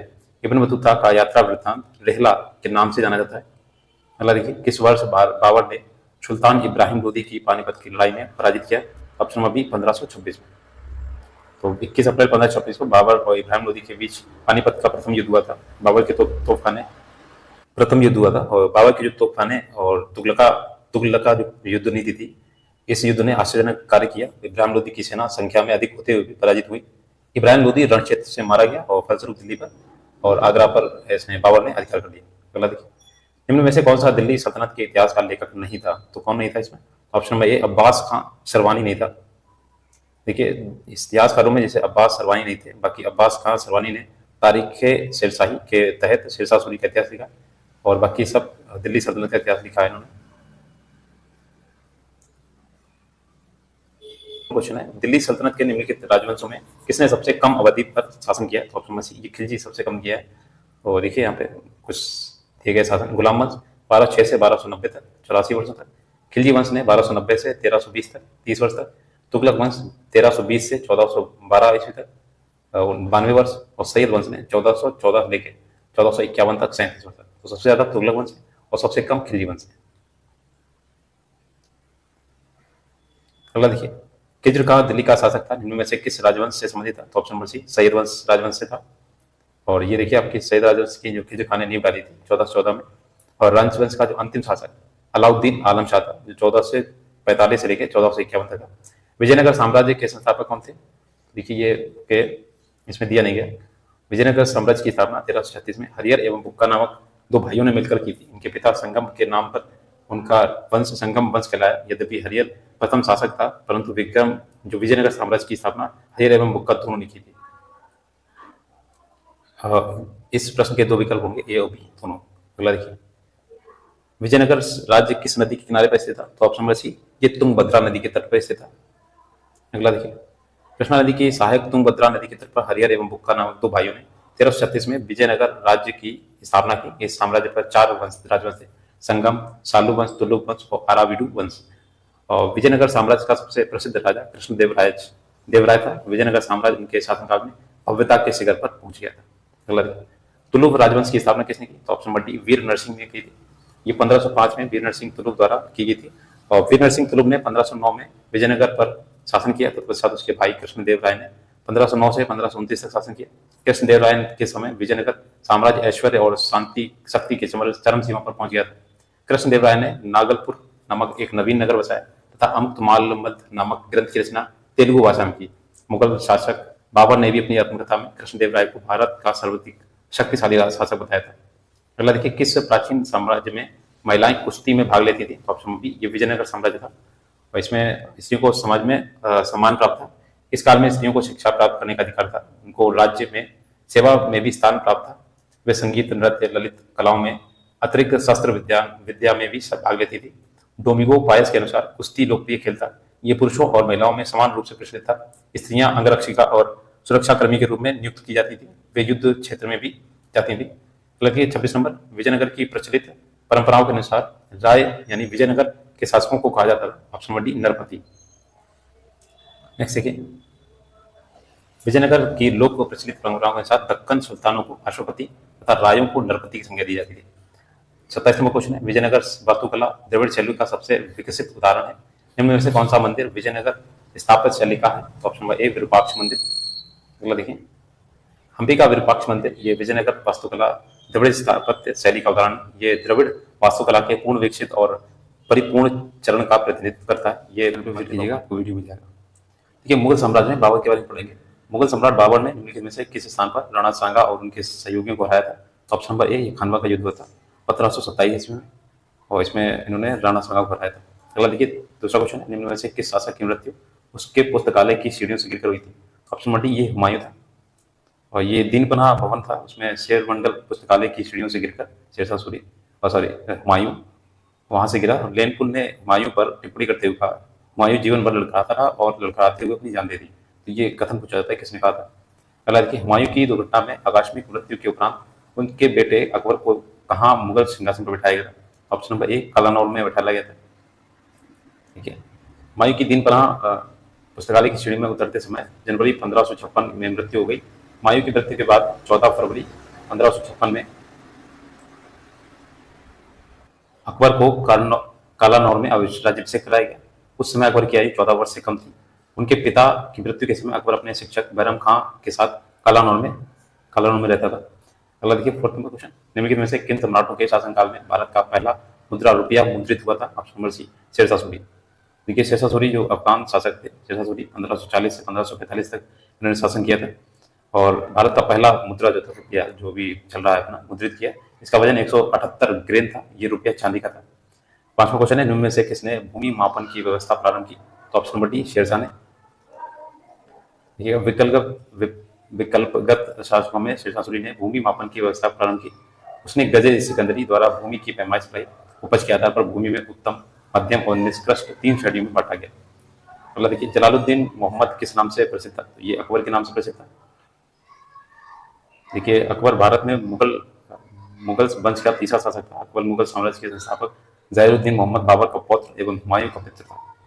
अगला देखिए, प्रारंभ में अकबर का संरक्षक कौन था? तो ये ऑप्शन नंबर डी बैरम खां था प्रारंभ में। अगला देखिए, अकबर का जन्म 1542 ईस्वी में अमरकोट के राजा वीरशाल के महल में हुआ। जब उसका राज्याभिषेक हुआ तब उसकी उम्र जो थी 14 वर्ष से कम थी। बैरम खां अकबर का संरक्षक बना। अकबर ने उसे अपना वकील यानी वजीर नियुक्त किया। उसे खाना की उपाधि से विभूषित किया। 8वां क्वेश्चन है, पानीपत का द्वितीय युद्ध किनके बीच लड़ा गया था? तो ये अकबर और हेमू के बीच में लड़ा गया था, और ये पानीपत का जो युद्ध था, दूसरा युद्ध 5 नवंबर 1556 को अकबर हेमू यानी हेमचंद्र विक्रमादित्य के बीच लड़ा गया, जिसमें हेमू की पराजय हुई तथा बैरम खान ने उसकी हत्या कर दी। हेमू आदिल शाह का वजीर एवं सेनापति था, और आदिल शाह की तरफ से उसने 24 युद्धों में भाग लिया, जिसमें 22 में उसे विजय प्राप्त हुई थी। अगला देखिए, 9वां क्वेश्चन है, निम्नलिखित में से किस लड़ाई में मुख्य विरोधियों को सही ढंग से नहीं बताया गया? ऑप्शन नंबर बी ये था पानीपत की दूसरी लड़ाई टीपू सुल्तान और मराठा। ये गलत दिया गया। देखिए, इसका सही ढंग क्या है? पानीपत की जो प्रथम लड़ाई थी 1526 में बाबर और इब्राहिम लोदी की थी, जिसने इब्राहिम लोदी को मार दिया था और यहाँ पे मुगल सल्तनत की स्थापित किया था। पानीपत की दूसरी जो लड़ाई थी 1526 में हेमू अकबर के बीच में थी। हल्दी घाटी का युद्ध 1576 में महाराणा प्रताप और अकबर की मध्य हुई थी। अगला देखते हैं, 1556 में पानीपत का द्वितीय युद्ध किसने मध्य लड़ा गया था? ऑप्शन सी अकबर और हेमू के मध्य लड़ा गया था, और इसमें क्या होती है, मुगल सेना की विजय हुई थी और हेमू इसमें मारा गया था। हेमचंद्र विक्रमादित्य थे। अगला देखिए, अकबर के नवरत्न के बारे में निम्न में से कौन सा सही ढंग से मेल नहीं खाता है? तो यहाँ पे देखिए ऑप्शन नंबर बी, अकबर के दरबारों के नवरत्न में एक राजा मानसिंह अकबर के प्रधान सेनापति थे, ना कि वित्त मंत्री। तो ये गलत लिखा हुआ है, अन्य विकल्प सही इसमें लेता है। राजा मानसिंह जयपुर राजघराने के कछवाहा राजपूत राजा थे। यहाँ पे देखिए, मुल्ला दो प्याजा था, ये मुगल सम्राट के मुख्य सलाहकारों में से था। अब्दुल रहीम खान खाना एक कवि और अकबर के भरोसेमंद देखभाल करने वाला बैरम खां का पुत्र था। अगला देखिए, अकबर ने अपने दरबारी संगीतज्ञ के रूप में किसे नियुक्त किया था? ऑप्शन नंबर बी मियां तानसेन को। मियां तानसेन दरबारी संगीतज्ञ के रूप में नियुक्त किया गया। वह अकबर के नवरत्नों में से एक थे। अकबर के दरबार में आने से पहले तानसेन रीवा के राजा रामचंद्र के दरबार में रहते थे, जहां से अकबर ने उन्हें अपने दरबार में बुलाया और उच्च स्थान प्रदान किया। अकबर ने तानसेन को कंठाभरण वाणी विलास की उपाधि प्रदान की। तानसेन का मूल नाम रामतनु पांडे था। उनका मकबरा ग्वालियर में स्थित है। अगला देखिए, अकबर के दरबार में प्रसिद्ध कवि थे, ये थे रहीम खान खाना। जो अकबर का प्रसिद्ध दरबारी अब्दुल रहीम खान खाना हिंदी का प्रमुख कवि था। रहीम के उपन्यास से लिखे गए दोहे आज भी प्रसिद्ध हैं और के नवरत्नों में से एक ये रहीम खान खाना। बाबर की आत्मकथा तुझके बाबरी को उसके मूल तुर्की रूप से फारसी में अनुवाद कराया था। अकबर का राजकवि फैजी अपने समय का श्रेष्ठ कवि था। अगला देखिए, 14 नंबर है, टोडरमल को निम्न में से किस नाम से जाना जाता है? तो ये ऑप्शन नंबर डी, मुशरिफ ए दीवान। तो ये से मुशरिफ ए दीवान कहा जाता है और जो जब्ती या आईने दहशाला व्यवस्था के नाम से जानी जाती है। ये जो जब्ती आईने दहशाला है, ये टोडरमल के द्वारा भू राजस्व निर्धारण की एक प्रणाली थी, नई व्यवस्था थी। अगला देखिए, बुलंद दरवाजा जो है आपके ऑप्शन में भी अकबर द्वारा बनवाया गया था। अकबर ने गुजरात जो विजय हुई थी 1572 में और फतेहपुर सीकरी नामक नगर की स्थापना कराई। एक वर्ग के इतिहासकारों में का मत है कि गुजरात विजय के उपलक्ष्य में सम्राट अकबर ने बुलंद दरवाजा का निर्माण कराया, विजय स्तंभ के रूप में करवाया था, जबकि पर्सी ब्राउन ने इसका निर्माण दक्षिण विजय यानी 1601 ईस्वी के उपलक्ष्य में बताया। अगला देखिए, अकबर द्वारा बनाया गया प्रसिद्ध ऐतिहासिक स्मारक बुलंद दरवाजा उत्तर प्रदेश के आगरा जिले में स्थित है और ये अकबर द्वारा बनवाया गया था। नेक्स्ट, इनमें से कौन सा मुगल सम्राट अनपढ़ था? ये अकबर था। ठीक है, 1542 में इसमें इसका जन्म हुआ था वीरशाल के अमरकोट किले में और 1540 में अकबर के पिता हुमायूं की कन्नौज या बलग्राम के युद्ध में शेरशाह के हाथों हुई पराजय के बाद 1555 ईस्वी तक शरणार्थी के रूप में रहना पड़ा, जिससे अकबर की शिक्षा का उचित प्रबंध नहीं किया जा सका। इस वजह से ये अनपढ़ रह गया था। इनमें से किसने अकबर की धार्मिक नीति की आलोचना की है? ऑप्शन नंबर बी, बदायूनी है। तो बदायूनी अकबर की धार्मिक नीति की आलोचना करता है। उसने मुंतखब उत तवारीख नामक पुस्तक की रचना की। अगला देखिए, हल्दीघाटी का जो युद्ध हुआ था 1576 में, किनके बीच लड़ा गया था? Option number B, Maharana Pratap और अकबर के बीच में। ये हल्दीघाटी आपके राजस्थान में पड़ता है और जून 1576 में मेवाड़ के महाराजा महाराणा प्रताप और मुगल सम्राट जो अकबर था उसके बीच हुआ था। इनमें मुगल सेना का नेतृत्व मान सिंह और तथा आसफ खान ने किया। इस युद्ध में महाराणा प्रताप की ओर से लड़ने वाला एकमात्र मुस्लिम सरदार हाकिम खान सूर था। बहुत पूछा जाता है ये, एकमात्र जो मुस्लिम सरदार था हाकिम खान सूर था। इस युद्ध में राणा प्रताप पराजित हुए और उन्हें अरावली की पहाड़ियों में शरण लेनी पड़ी थी। नेक्स्ट 20 नंबर, भारत में जहांगीर का शासनकाल क्या था? ऑप्शन नंबर ए, 1605 से 1627 तक। वह अकबर के बाद दिल्ली की गद्दी पर बैठा। उसके बचपन का नाम था सलीम। अगला देखिए, थॉमस रोड मुगल सम्राट जहांगीर के किस किले में मिला था? तो ऑप्शन नंबर बी, ये अजमेर के किले में मिला था और ये आपके ब्रिटिश सम्राट जेम्स प्रथम के राजदूत के रूप में मुगल दरबार में आया था। अगला, इनमें से कौन सा मुगल बादशाह शराब को छूता तक नहीं था? ऑप्शन नंबर डी, ये औरंगजेब था। ये इसका जीवन जो था आदर्श था और अपने आचार विचार पर कठोर नियंत्रण रखता था। वह सदा भोजन करता था और सादे वस्त्र पहनता था। वह शराब बिल्कुल नहीं पीता था। अगला देखिए, जजिया फिर से लगाने वाले मुगल शासक का नाम इसमें बताना है आपको। तो देखिए, ऑप्शन सी है ये, औरंगजेब। तो औरंगजेब ने जजिया फिर से लगाया था और जजिया गैर मुसलमानों पर लगने वाला एक कर होता है।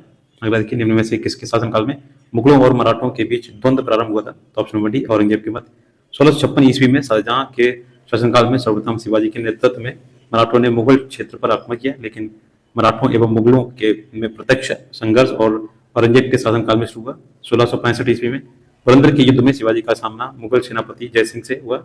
आगे चलकर 1680 से लेकर 1707 ईस्वी तक मुगलों के खिलाफ मराठा का स्वतंत्रता संघर्ष चलता रहा। नेक्स्ट है, औरंगजेब ये किसका पुत्र था? तो ऑप्शन नंबर डी, ये शाहजहां का पुत्र था और इसके औरंगजेब मुगल बादशाह शाहजहां और मुमताज महल का पुत्र था। इसका 2 बार राज्याभिषेक हुआ था। इसके शासनकाल में सर्वाधिक हिंदू सेनापति थे। इसका शासनकाल 1658 से 1707 तक था। नेक्स्ट देखिए, ताजमहल के सुलेख यानी कैलीग्राफ 1648 ईस्वी में इसकी रचना की और पूरा किया। तो ऑप्शन नंबर सी, अमानत खान सिराजी। ये अपनी पत्नी अर्जुमत बानो बेगम यानी मुमताज महल की याद में शाहजहां ने ताजमहल का निर्माण करवाया। अमानत खान सिराजी ताजमहल का कैलीग्राफी था और ताजमहल के डिजाइन का नाम उस्ताद अहमद लाहौरी था। ठीक है, दोनों चीज याद रखिएगा। कैलीग्राफी होता है उसमें जो उत्कीर्ण करना, जो मतलब कैलीग्राफी करना, जो अभी आजकल फेमस ज्यादा है, और डिजाइनर जो था वो उस्ताद अहमद लाहौरी था। नेक्स्ट है 27 नंबर, संगमरमर पर पित्रा डोरा यानी पित्रा दुरा या रंगीन पत्थर की जो जड़ाई का काम करते हैं, बहुत लोकप्रिय हुआ। ये किसके काल में हुआ था? तो ये ऑप्शन नंबर डी, शाहजहां के काल में हुआ था, जब ये महल बन के तैयार हुआ था। ताजमहल और आगरा के किले, मोती मस्जिद, मसमन बुर्ज आदि इसका प्रयोग इसमें हुआ था। दिल्ली का प्रसिद्ध लौह स्तंभ जो सदियों से बिना जंग लगे खड़ा है, निम्न में से किसके ऐतिहासिक परिसर में स्थित है? तो ये देखिए ऑप्शन नंबर सी, ये कुतुब मीनार के परिसर में स्थित है। तो कुतुब मीनार जो परिसर है इसको कुब्बतुल इस्लाम मस्जिद परिसर से अवस्थित है। ये लौह स्तंभ भारतीय विज्ञान और वास्तुकला का उत्कृष्ट नमूना है क्योंकि इसमें जंग नहीं लगी। इसका निर्माण गुप्त काल में किया गया था। अगला देखिए, बिहार राज्य के सासाराम शहर में इनमें से किस प्राचीन सम्राट का मकबरा है? तो ऑप्शन नंबर सी, ये शेरशाह सूरी का सब मकबरा है और ये एक तालाब के बीच ऊंचे चबूतरे पर बना है। यह आकार एवं गौरव दोनों दृष्टियों से भारतीय इस्लामिक निर्माण कला का सम्मिश्रण प्रदर्शित करता है। नेक्स्ट, शेरशाह सूरी का वास्तविक नाम था? तो ऑप्शन नंबर सी, ये था फरीद। तो ये फरीद जो था, फरीद खान नाम था। शेरशाह को शेर खान की उपाधि बाहर खान लोहानी द्वारा दी गई थी। शेर खान का मकबरा बिहार के सासाराम में स्थित है। नेक्स्ट देखिए, प्रसिद्ध चित्रकार और मीर सैयद अली चित्रकारी हेतु किस मुगल शासक के सहयोगी थे? ऑप्शन नंबर डी, ये थे हुमायूं के। अगला देखिए, प्रसिद्ध फारसी जो चित्रकार है मीर सैयद अली मुगल बादशाह जो हुमायूं के सहयोगी थे। इसने अबू समद के साथ मिलकर मुगल चित्रकला की नींव रखी थी।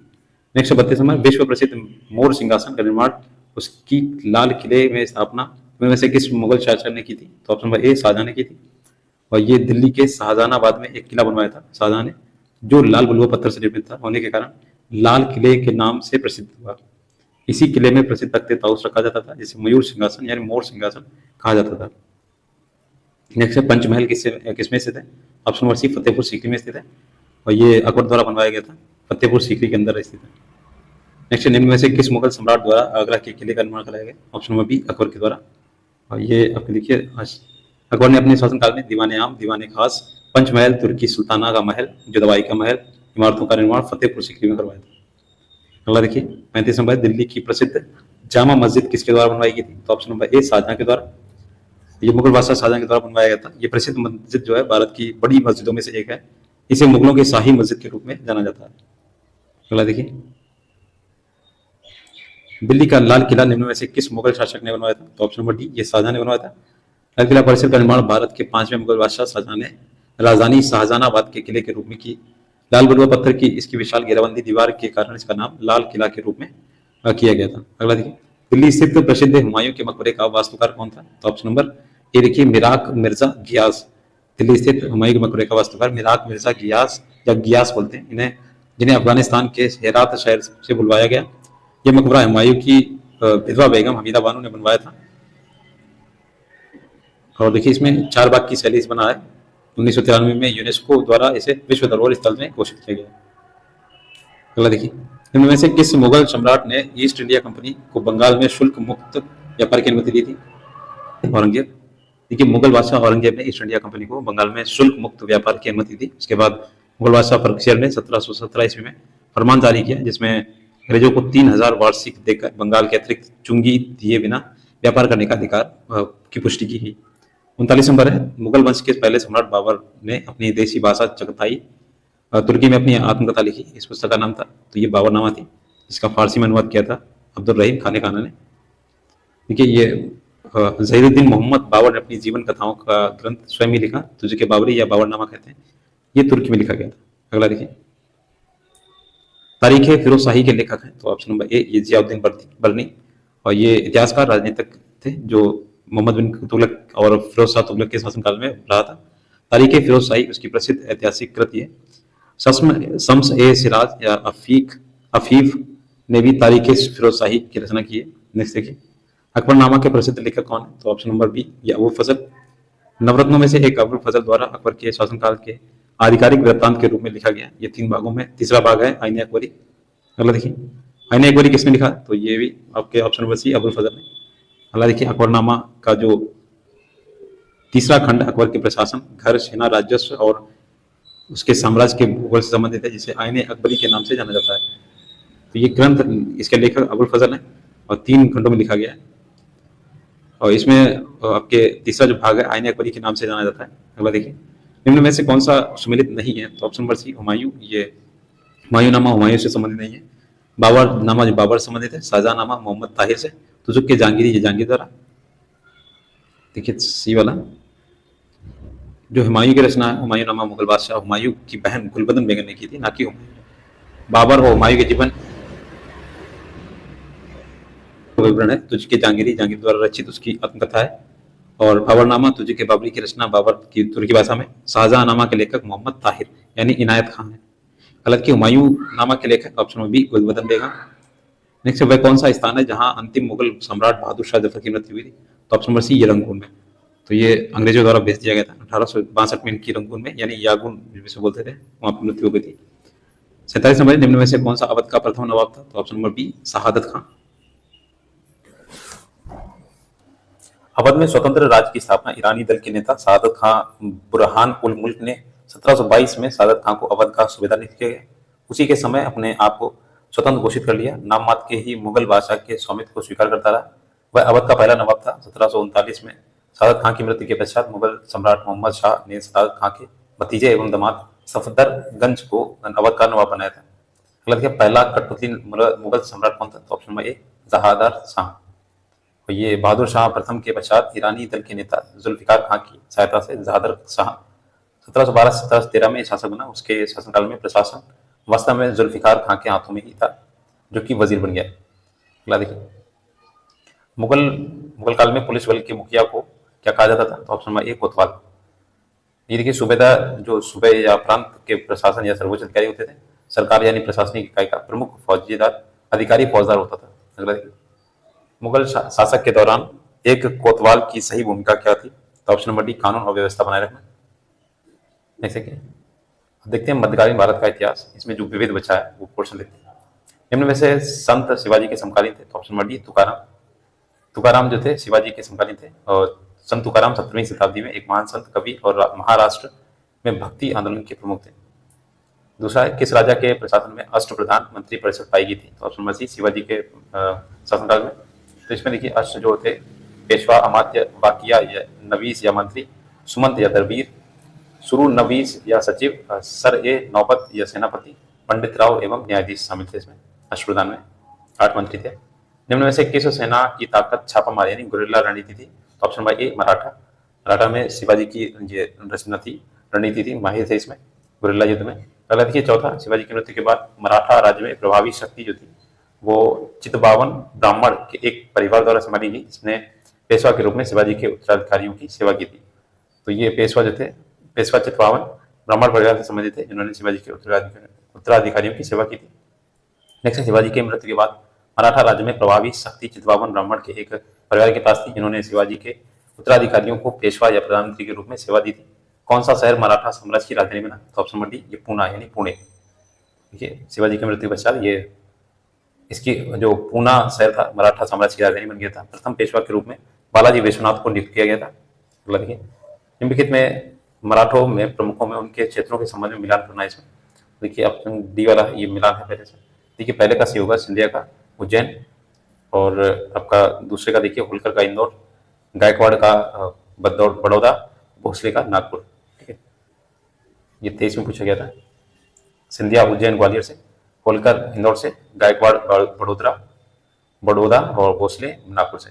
भारत में शासन करने वाले दिए गए शासकों का जो कालानुक्रम है वो सही से लगाना है इसमें। तो देखिए, सबसे पहले ये सी वाले देखिए, सबसे पहले इल्तुतमिश 1211 से 1236 है, अलाउद्दीन खिलजी 1296 से 1316 तक, शेरशाह सूरी 1540 से 1545 तक, लास्ट में अकबर है 1556 से 1605 ईस्वी तक।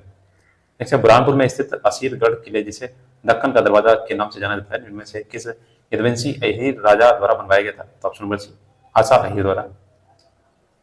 नेक्स्ट है वर्ष, इसमें देखिए यहाँ वर्ष नहीं है, 1699 ईस्वी में गोविंद सिंह ने बैसाखी दिवस को आनंदपुर साहिब में सिखों की सामान्य बैठक बुलाई थी तथा खालसा यानी पवित्र की नींव रखी थी। तो ये 1699 था। ये आपके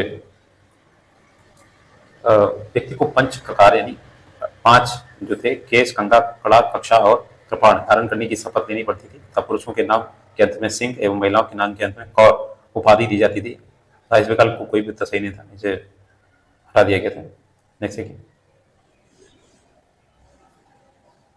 तो इसमें समय करना है, ये ऑप्शन नंबर ए हो जाएगा। 2, 3, 4 है यहाँ पे देखिए मेरे थे।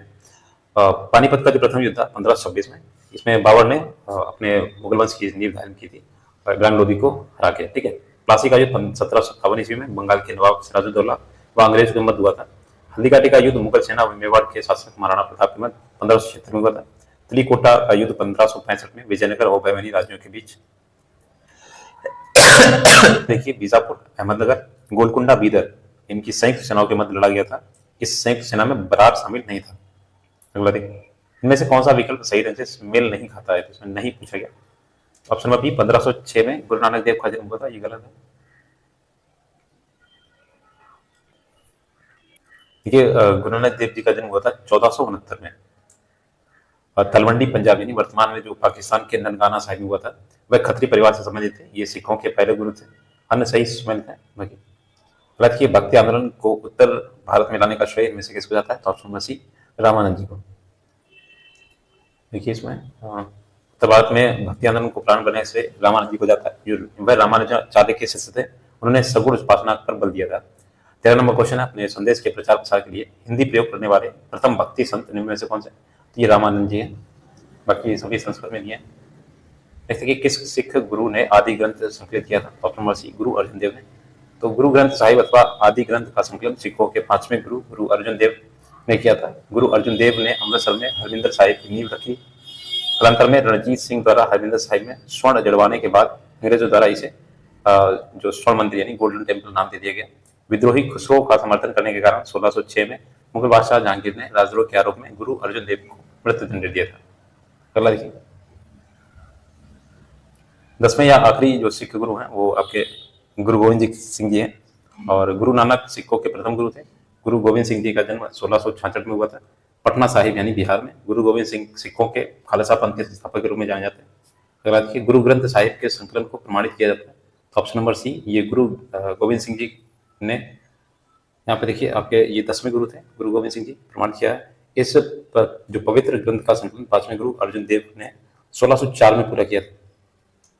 अगला देखिए, आधुनिक भारत का इतिहास में देखेंगे, ब्रिटिश राज्य का अभ्युदय एवं प्रथम स्वतंत्रता संग्राम। तो देखिए पहला क्वेश्चन है, दक्षिण भारत के किस राजा ने 1741 ईस्वी में कोलाचेल की लड़ाई में ईस्ट इंडिया कंपनी को परास्त किया था, तो ऑप्शन नंबर सी था मार्तंड वर्मा। 1741 में त्रावणकोर के राजा मार्तंड वर्मा तथा डच ईस्ट इंडिया कंपनी के मध्य हुआ। इसमें त्रावणकोर की सेना ने डच सेना को परास्त किया। डच ईस्ट इंडिया कंपनी की स्थापना 1602 में हुई थी। डचों का भारत में अंतिम रूप से पतन 1759 ईस्वी में अंग्रेजों एवं डचों के मध्य जो वेदरा का युद्ध हुआ था उसमें पतन हो गया था। अगला देखिए, वास्को डी गामा किस वर्ष कलिकट उतरा था, तो ये सभी को था 1498 में। 20 मई 1498 में मालाबार के कलिकट केरल के तट पर पहुंचा। वहां स्थानीय शासक जो जमोरिन था उसने उसका स्वागत किया था। अगला देखिए, वास्को डी गामा एक पुर्तगाली अन्वेषक ने 1498 में भारत में समुद्री मार्ग की खोज की थी।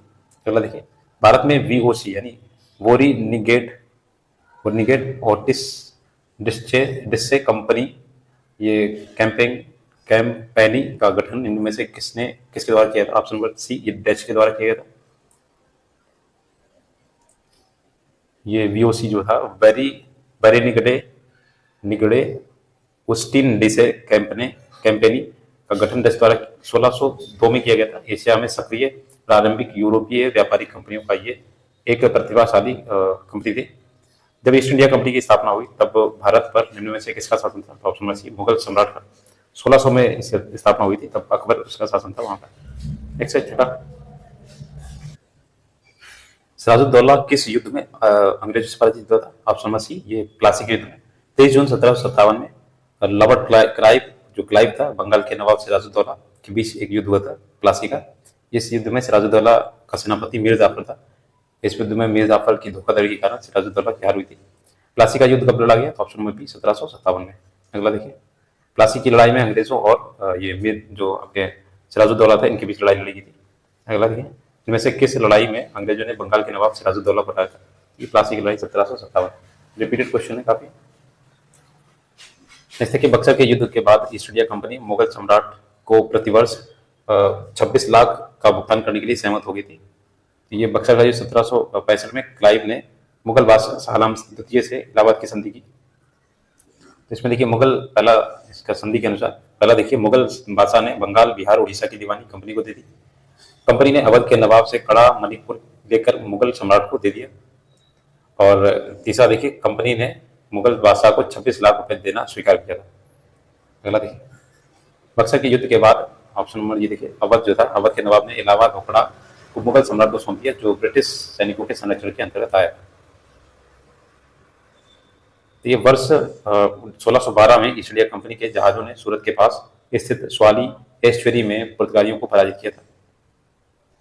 इस युद्ध में क्या हुआ, अंग्रेजी सेना का जो नेतृत्व किया था थॉमस वेस्ट ने किया था। अंग्रेजों की इस वजह से पुर्तगाल एकाधिकार की निरंतरता भंग हो गई थी।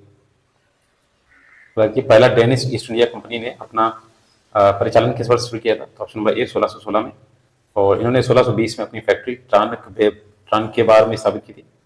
नेक्स्ट है श्रीरंगपट्टनम का ऐतिहासिक शहर, जिसे टीपू सुल्तान और उसके पिता हैदर अली की कब्रों का घर माना जाता है, वह निम्न में से किस शहर से लगभग 15 किलोमीटर की दूरी पर स्थित है? ऑप्शन नंबर सी मैसूर में।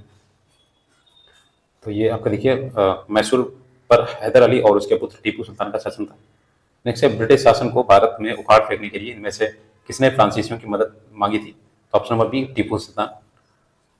देखिए ये टीपू सुल्तान ने फ्रांसीसियों से मदद मांगी थी चतुर्थ आंग्ल मैसूर युद्ध में, जो 1799 में टीपू सुल्तान की मृत्यु हो गई थी। अगला देखिए टीपू सुल्तान कहाँ रहने वाला था? तो ये ऑप्शन नंबर सी मैसूर में, और मैसूर का शासक था, फ्रांस की क्रांति से अत्यधिक प्रभावित थे। इन्होंने श्रीरंगपट्टनम को अपनी राजधानी बनाया तथा जैकोबिन क्लब की स्थापना की। साथ ही अपनी राजधानी में फ्रांस और मैसूर की मैत्री प्रतीक के रूप में स्वतंत्रता का वृक्ष लगाया। टीपू सुल्तान ने अपने समकालीन विदेशी राज्यों से मैत्री संबंध बनाने और अंग्रेजों के विरुद्ध सहायता प्राप्त करने के लिए आधुनिक रीति से दूतावासों की स्थापना की। नेक्स्ट देखिए श्रीरंगपट्टनम की लड़ाई में अंग्रेजों ने किसे पराजित किया? तो ऑप्शन नंबर सी टीपू सुल्तान को। श्रीरंगपट्टनम जो युद्ध होता 1799 में टीपू सुल्तान को हराया गया। इस चतुर्थ आंग्ल मैसूर युद्ध में टीपू सुल्तान पूर्णतः पराजित हुआ तथा उसकी मृत्यु हो गई। युद्ध के पश्चात अंग्रेजों ने मैसूर की गद्दी पर अड्यार वंश के एक बालक कृष्णराज को बैठा दिया। अगला देखिए 18 नंबर क्वेश्चन, श्रीरंगपट्टनम संधि पर हैदराबाद के निजाम टीपू सुल्तान और निम्नलिखित में से किस ब्रिटिश गवर्नर जनरल के बीच हस्ताक्षर किए गए थे? Option number D Lord Cornwallis. तीसरे आंग्ल मैसूर युद्ध में जो 1790 के 92 के बीच में था, नेतृत्व में ब्रिटिश सेना के खिलाफ मैसूर के शासक टीपू सुल्तान ने किया था। भयंकर प्रतिरोध करने के बावजूद टीपू सुल्तान अंततः हार गया और इसके परिणाम स्वरूप श्रीरंगपट्टनम या श्रीरंगपट्टनम की संधि पर हस्ताक्षर किए गए। श्रीरंगपट्टनम की संधि ने तीसरे आंग्ल मैसूर युद्ध को समाप्त कर दिया। इसके हस्ताक्षरकर्ताओं में ब्रिटिश ईस्ट इंडिया कंपनी की ओर से लॉर्ड कॉर्नवालिस, हैदराबाद के निजाम और मराठा साम्राज्य के प्रतिनिधि तथा मैसूर के शासक टीपू सुल्तान शामिल थे। अगला देखिए किस वर्ष में ईस्ट इंडिया कंपनी ने सर रणजीत सिंह के साथ अमृतसर की पहली संधि पर हस्ताक्षर किए? ऑप्शन नंबर डी 1809 में। तो ये अमृतसर की प्रथम संधि हुई थी 1809 में, जिसकी मध्यस्थता चार्ल्स मैडकॉफ ने की थी। ये संधि लॉर्ड मिंटो प्रथम के शासनकाल में हुई थी। नेक्स्ट है बम्बई, यानी बॉम्बे अब छत्रपति शिवाजी महाराज टर्मिनल से थाने तक भारत में पहली जो यात्री ट्रेन चली थी 1853 में। Option number C. देखिए भारत में रेल निर्माण की दिशा में प्रथम प्रयास जो था गवर्नर जनरल लॉर्ड डलहौजी ने किया था, और प्रथम ये जो ट्रेन थी 1853 में बम्बई से बोरीबंदर, ये स्टेशन यहाँ बम्बई से ठाणे बोलते हैं, के बीच चलाई गई थी। 21 नंबर बंगाल के प्रथम गवर्नर जनरल कौन थे? तो option number C lord Warren Hastings थे, और 1774 से 85 तक इनका कार्यकाल रहा। इनके शासनकाल में ब्रिटिश संसद द्वारा regulating act 1773, British India act 1784 पारित हुआ था। अगला देखिए भारत के governor general Lord William Bentinck ने सती प्रथा को समाप्त करने हेतु ऑप्शन नंबर सी 1829 में कानून पारित किया था। नेक्स्ट देखिए सती प्रथा को किसके द्वारा समाप्त किया गया? तो option number D Lord William Bentinck के द्वारा। नेक्स्ट है 24 नंबर है, देखिए निम्न में से कौन सा दूसरा प्रांत था जिसने सहायक संधि को स्वीकार किया था? तो ऑप्शन नंबर बी मैसूर था, और ये अंग्रेजी राजनीति परिधि में लाने के लिए भारतीय रियासतों को लॉर्ड वेलेस्ली ने सहायक संधि का प्रयोग किया। सहायक संधि को स्वीकार करने वाली पहली जो हैदराबाद थी पहली रियासत 1798 ईस्वी में, और दूसरी मैसूर थी 1799 में। इसके अतिरिक्त तंजौर 1799, अवध 1801 में, पेशवा 1802 में, बरार के भोसले 1803 में, सिंधिया 1804 में, तो जोधपुर, जयपुर, मछेरी, बूंदी, भरतपुर रियासतों ने भी सहायक संधि को स्वीकार किया था। सिविल सेवा किसके शासनकाल में प्रारंभ हुई थी? तो option number C lord Cornwallis के शासनकाल में 1786 से 93 के बीच में एवं जुलाई अक्टूबर 1805 के कार्यकाल में प्रारंभ की गई थी। लॉर्ड कॉर्नवालिस को भारत में सिविल सेवा का जनक कहा जाता है। उसने कॉर्नवालिस संहिता प्रस्तुत किया जो कि शक्तियों के पृथक्करण पर आधारित थी। इसने कर तथा न्याय प्रशासन को पृथक कर दिया, और लॉर्ड जो कॉर्नवालिस था पुलिस कर तथा व्यापार क्षेत्र में अनेक सुधार किए। प्रशासनिक कार्यकुशलता के लिए उसने अधिकारियों से घूस, उपहार, निजी व्यापार पर पूर्णतः प्रतिबंध लगा दिया था। 26 नंबर देखिए ब्रिटिश साम्राज्य में अवध का विलय कब हुआ था? ऑप्शन नंबर डी 1856 में। ब्रिटिश सरकार में अवध का विलय हुआ था 1856, और लॉर्ड डलहौजी ने आउटरम की रिपोर्ट के आधार पर कुशासन का आरोप लगाकर अवध को ब्रिटिश साम्राज्य में शामिल किया। उस समय अवध का नवाब वाजिद अली शाह था। नेक्स्ट देखिए लॉर्ड डलहौजी ने अवध को कब कब्जे में लिया था? तो ये ऑप्शन नंबर बी 1856 में। अगला देखिए डलहौजी ने भारत में ब्रिटिश साम्राज्य के लिए अवध को ऑप्शन नंबर बी, हड़प नीति के माध्यम से कब्जे में दिया था। अगला देखिए, 1848 में लॉर्ड डलहौजी ने ये भारत की गवर्नर जनरल बनकर भारत आया था और भारतीय रियासतों के प्रति अपने हड़प नीति, ये डॉक्ट्रिन ऑफ लैप्स के प्रतिपादन किया था। इसने विभिन्न रियासतों को अपने कब्जे में लिया था। और देखिए, आउटरम की रिपोर्ट को फरवरी 1856 में अवध के अधिग्रहण का आधार बनाया गया। लॉर्ड डलहौजी ने अवध के नवाब वाजिद अली शाह पर अवध के कुशासन और व्यवस्था का आरोप लगाकर ब्रिटिश साम्राज्य में विलय कर लिया। अतः डलहौजी को नीति संदर्भ के विकल्प 2 बी सही है, जबकि आधार के संदर्भ में इसका उत्तर ए होगा, और जबकि इसे बी माना गया है। नेक्स्ट देखिए, जनवरी 1858 में लॉर्ड कैनिंग जो था इलाहाबाद चले गए और दिल्ली डिवीजन को छोड़कर उत्तरी पश्चिमी प्रांत का गठन किया गया। 1857 के विद्रोह के समय लॉर्ड कैनिंग को ही भारत का गवर्नर जनरल था उस टाइम पे। तीसरा नंबर देखिए, भारत में किस गवर्नर जनरल को स्थानीय स्वशासन का पिता कहा गया? तो ऑप्शन नंबर डी, ये लॉर्ड रिपन को बोला गया। इसने भारत में आधुनिक स्थानीय स्वशासन का प्रारंभ माना जाता है लॉर्ड रिपन को। लॉर्ड रिपन को स्थानीय स्वशासन का पिता कहा जाता है। इसने प्रांतीय सरकारों को आज्ञा दी कि प्रांतीय एवं स्थानीय नागरिक वित्तीय साधनों का एक सर्वेक्षण करें, जिससे ये निश्चित किया जा सके कि किन किन मदों में आम व्यय स्थानीय प्रशासन के सुपुर्द किया जा सकता है। नेक्स्ट 31 नंबर क्वेश्चन देखिए, हिंदू विधवा पुनर्विवाह अधिनियम 1856, जिसे अधिनियम 1856 भी कहा जाता है, 26 जुलाई 1856 को लागू हुआ, जिसे लॉर्ड कैनिंग के द्वारा पारित किया गया था। ये विधवा पुनर्विवाह की स्थिति को सुधार के लिए ईश्वरचंद्र विद्यासागर ने अथक प्रयास किए। 1855 में विद्यासागर जी ने ब्रिटिश सरकार के विधवा पुनर्विवाह पर कानून बनाने का अनुरोध किया, जिसके फलस्वरूप 26 जुलाई 1856 को हिंदू विधवा पुनर्विवाह अधिनियम 1856 लागू किया, जिसे लॉर्ड कैनिंग द्वारा पारित किया गया था। इस अधिनियम के द्वारा विधवा विवाह को वैध करार देते हुए इनसे पैदा होने वाले बच्चों को भी वैध माना जाता था। अगला बंगाल विभाजन 1905 में ब्रिटिश वायसराय कर्जन द्वारा किया गया था 1905 में, और अंग्रेज सरकार ने बंगाल विभाजन का कारण इसके बड़े प्रांत होने से आने वाली असुविधा को बताया था। 20 जुलाई 1905 को बंगाल विभाजन करने की घोषणा हुई। 16 अक्टूबर 1905 को यह घोषणा प्रभावी हुई और 16 अक्टूबर को समूचे बंगाल में शोक दिवस के रूप में मनाया गया। लोगों ने उपवास रखे, वंदे मातरम गीत गाए गए, एक दूसरे को राखियां बांधी। 1905 में बंगाल के विभाजन के दौरान भारत के वायसराय कौन थे? तो option number A, Lord Curzon थे। नेक्स्ट देखिए, 34 नंबर है क्वेश्चन। ये देखिए, 1909 में ब्रिटिश सरकार ने भारत की सरकार की संरचना में कुछ सुधारों की घोषणा की, जिसे मार्ले मिंटो सुधार के रूप में जाना जाता है। सुधार कुछ नहीं था, बर्बादी थी केवल। देखिए, जॉन मार्ले को भारत राज्य सचिव ब्रिटिश संसद द्वारा पारित संवैधानिक सुधार, जिसे औपचारिक रूप से भारतीय शासन अधिनियम 1909 कहा गया, सामान्यतः मार्ले मिंटो सुधार के नाम से जाना जाता है। अगला देखिए, जॉन मार्ले द्वारा तैयार किया गया मार्ले मिंटो सुधार निम्न में से किस वर्ष? तो 1909 में।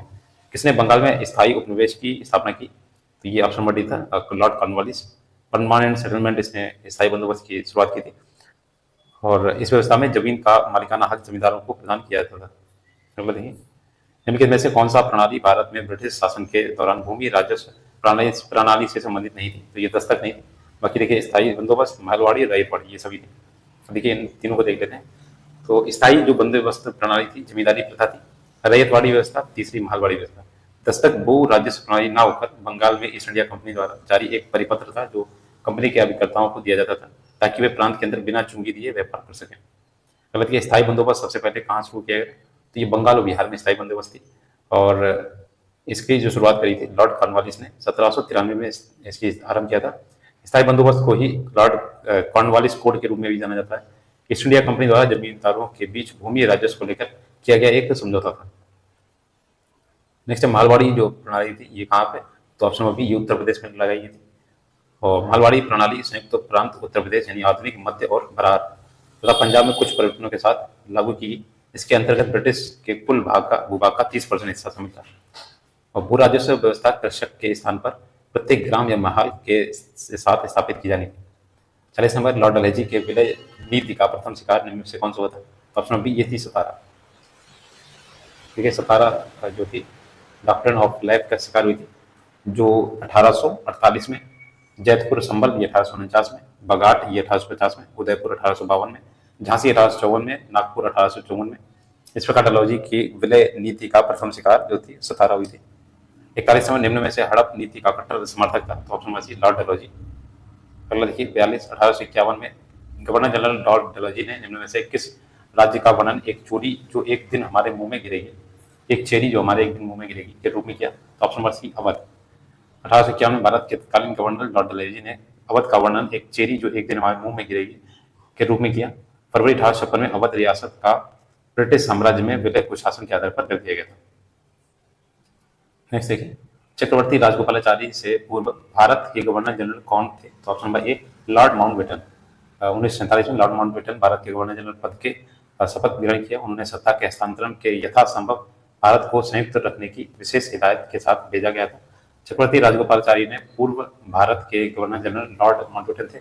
स्वतंत्र भारत के प्रथम भारतीय एवं अंतिम गवर्नर जनरल चक्रवर्ती राजगोपालाचारी थे।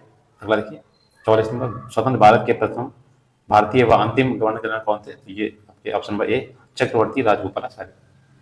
अगला देखिए 45 नंबर, निम्न में से कौन स्वतंत्र भारत का पहला भारतीय गवर्नर था? तो option number D C Rajagopalachari. अगला देखिए 1947 में लॉर्ड माउंटबेटन द्वारा घोषित भारत और पाकिस्तान के लिए सीमा आयोग के अध्यक्ष थे। Option number D Cyril Radcliffe. तो एक रेडक्लिफ लाइन है हमारे भारत और पाकिस्तान के बीच में, और इसे रेडक्लिफ का संबंध यहीं से है, रेडक्लिफ सिरिल रेडक्लिफ नाम था क्या। अगला देखिए 47 नंबर, अंग्रेजों के खिलाफ भारतीय सैनिकों द्वारा पहला बड़े पैमाने पर विद्रोह वेल्लोर विद्रोह किस वर्ष हुआ था? ऑप्शन नंबर सी 1806 ईस्वी में। और ये जॉर्ज बेल्ट्रो जो 1805 से 1807 कार्यकाल में थे, भारतीय सैनिकों द्वारा बड़े पैमाने पर वेल्लोर विद्रोह 1806 में हुआ था। विद्रोह का मुख्य कारण सिपाहियों को उनके धार्मिक प्रतीक चिन्हों के प्रयोग से रोकना था। 48 नंबर देखिए, मेरठ छावनी में 1857 के सैनिक विद्रोह की शुरुआत कब हुई थी? तो 10 मई 1857 को हुई थी। मेरठ में स्थित छावनी की 20वीं रेजिमेंट के नेटिव इन्फेंट्री तथा तीसरी नेटिव इन्फेंट्री के रेजिमेंट की पैदल टुकड़ी ने चर्बी लगे कारतूसों को प्रयोग से इनकार करते हुए विद्रोह कर दिया था।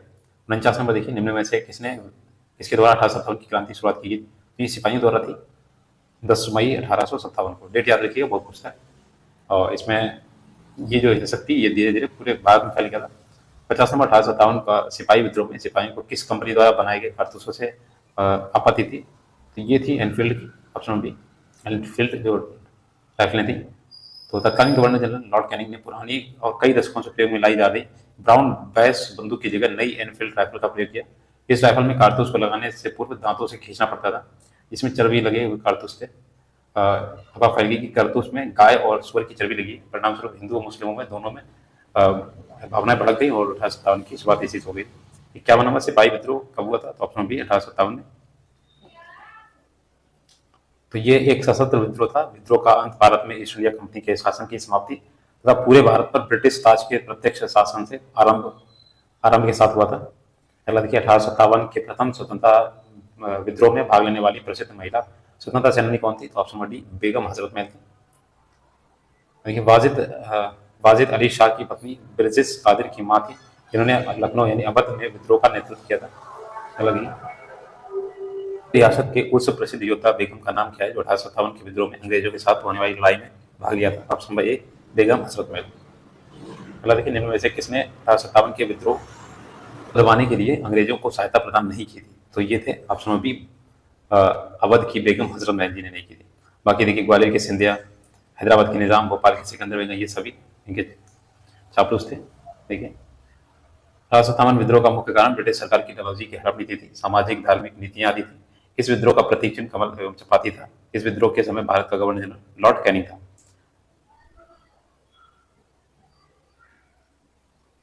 वन के विद्रोह के प्रसिद्ध नेताओं में से एक तात्या टोपे की अंग्रेजों ने 1859 में शिवपुरी में फांसी दे दी थी। टोपे का जो वास्तविक नाम था रामचंद्र पांडुरंग था।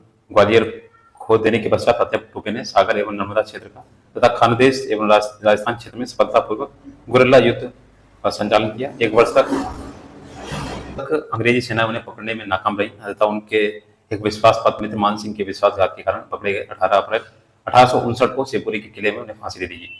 अगला देखिए 56 नंबर, वर्ष 1857 के विद्रोह में कानपुर के नेता कौन थे? ऑप्शन नंबर सी नाना साहेब थे। नाना साहेब 1857 के विद्रोह का नेतृत्व किया था। नाना साहेब का वास्तविक नाम धोंदोपंत था। और इसमें देखिए प्रमुख जो नेता थे वो देख लीजिए। दिल्ली की बख्त खां थे, लखनऊ में बेगम हजरत महल थी, ग्वालियर में तात्या टोपे, जगदीशपुर यानी बिहार में कुंवर जगदीश सिंह थे, झांसी की रानी लक्ष्मीबाई। कानपुर में 1857 के विद्रोह का जो नेतृत्व किया था नाना साहेब ने किया था। Option number B. अगला देखिए, निम्न में से कौन सा 1857 के विद्रोह का परिणाम था? तो option number A east India company की शक्तियों को ब्रिटिश क्राउन में हस्तांतरित कर दिया। 1857 विद्रोह का परिणाम था ईस्ट इंडिया कंपनी की शक्तियों को ब्रिटिश क्राउन में हस्तांतरित कर दिया जाना। इस विद्रोह के बाद अंग्रेजों में भारतीय सेना में भारतीय सैनिकों के अनुपात को घटा दिया तथा यूरोपीय सैनिकों के अनुपात को बढ़ा दिया गया। अगला देखिए, निम्न में से कौन अवध के कृषक आंदोलन का नेता था? ऑप्शन नंबर ए, बाबा रामचंद्र। ये अवध के कृषक आंदोलन का नेतृत्व बाबा रामचंद्र ने किया था, जो नाई धोबी सामाजिक बाइकआउट का एक स्वरूप था। ये आंदोलन किसानों द्वारा उत्तर प्रदेश के प्रतापगढ़ जिले में किया गया था। नेक्स्ट देखिए, ब्रिटिश राज का सामाजिक एवं आर्थिक प्रभाव। ये पहला क्वेश्चन, हंटर आयोग ने किसके विकास पर अधिक बल दिया? तो ऑप्शन नंबर ए, प्राथमिक शिक्षा पर। तो ये 1854 का वुड डिस्पैच के पश्चात शिक्षा में क्षेत्र में प्रगति की समीक्षा करने के लिए 1882 ईस्वी में डब्ल्यू हंटर की अध्यक्षता में एक आयोग नियुक्त किया गया। ये आयोग मुख्यतः प्राथमिक और माध्यमिक शिक्षा की समीक्षा तक सीमित था। ये आयोग की रिपोर्ट में प्राथमिक शिक्षा के सुधार एवं विकास पर विशेष जोर दिया गया था।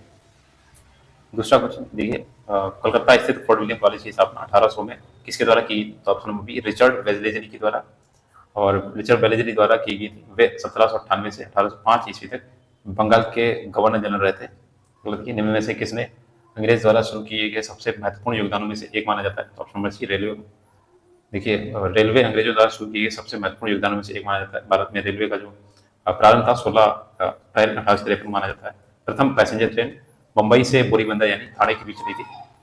1881 में केसरी अखबार की स्थापना किसने की थी? तो ऑप्शन नंबर डी, बाल गंगाधर तिलक जी ने। देखिए, केसरी अखबार की स्थापना बाल गंगाधर तिलक ने। समाचार पत्र मराठी भाषा में प्रकाशित होता था। इसके बाद इसके साथ ही मुंबई में मराठा नामक समाचार पत्र का प्रकाशन अंग्रेजी भाषा में तिलक द्वारा किया गया। अलग है, निम्न में से स्वतंत्र समाचार पत्र या पत्रिका के संपादक कौन थे? तो option number D, Motilal Nehru. ये 1919 में इसका संपादन अंग्रेजी भाषा में किया जाता था। अगला, भारत में वंदे मातरम पत्रिका की स्थापना किन्होंने की थी? ये थे option number C, Aurobindo Ghosh. Aurobindo Ghosh. Next है, वंदे मातरम समाचार पत्र का प्रकाशन अरविंद घोष ने प्रारंभ किया। ये पत्र अंग्रेजी भाषा में था, लेकिन भारत में वंदे मातरम पत्रिका में राष्ट्रीय आंदोलन की बड़ी भूमिका निभाई। अगला देखिए, 7वां क्वेश्चन, वेदों की ओर लौटो नारा दिया था और दयानंद सरस्वती जी ने। ये देखिए, इनका जन्म 1824 में गुजरात के मोरबी नामक गांव में हुआ। इनके बचपन का नाम मूलशंकर था। इन्होंने 1875 में आर्य समाज की स्थापना बंबई में की थी। इनकी पुस्तक सत्यार्थ प्रकाश है। अगला देखिए, वेदों की ओर लौटो या वेदों की ओर वापस जाओ का नारा दयानंद सरस्वती जी ने दिया। अगला देखिए, दयानंद सरस्वती ने किस शहर में पहली बार 1875 में आर्य समाज की स्थापना की? तो ये बंबई में की थी। ऑप्शन नंबर ए, सब रिपीटेड क्वेश्चन, आर्य समाज की स्थापना। तो देखिए, option number C, Dayanand Saraswati ji ने की थी। निम्न में से कौन से युग्म सही ढंग से सुमेलित नहीं है? तो देखिए, ऑप्शन नंबर बी हो जाएगा इसमें। देखिए, सही सुमेलित जो है पुराने पत्रों का एक समूह, तो उसे जवाहरलाल नेहरू इन्होंने बोला था, a bunch of old letter. समय का संक्षिप्त इतिहास, ये Stephen Hawkings. Mid summer night's dream, ये विलियम शेक्सपियर द्वारा लिखित है। राजनीतिक अर्थव्यवस्था की आलोचना का योगदान, ये कार्ल मार्क्स द्वारा, ये किताबों के दिए गए हैं, नाम दिए हैं। अगला देखिए, स्वामी विवेकानंद द्वारा 1897 में रामकृष्ण मिशन की स्थापना की गई थी। 12 जनवरी 1863 को कलकत्ता में हुआ था इनका जन्म, और 12 जनवरी को ही जो दिवस मनाया जाता है, युवा दिवस। इनके बचपन का नाम नरेंद्र दत्त था, नरेंद्रनाथ दत्त था। ये दक्षिणेश्वर के स्वामी कहे जाने वाले रामकृष्ण परमहंस जी के शिष्य थे। स्वामी विवेकानंद जी 1897 में रामकृष्ण मिशन की स्थापना की थी। अगला देखिए, रामकृष्ण मिशन का मुख्यालय जो है वो बेलूर मठ में है। ये 1897 में इसकी स्थापना की थी स्वामी विवेकानंद जी ने। 1909 में सोसाइटी पंजीकरण अधिनियम के अंतर्गत इसे विधिवत औपचारिक रूप से पंजीकृत कराया गया। रामकृष्ण मिशन का मुख्यालय हावड़ा के बेलूर में स्थित है। मिशन का नामकरण रामकृष्ण परमहंस के नाम पर हुआ था।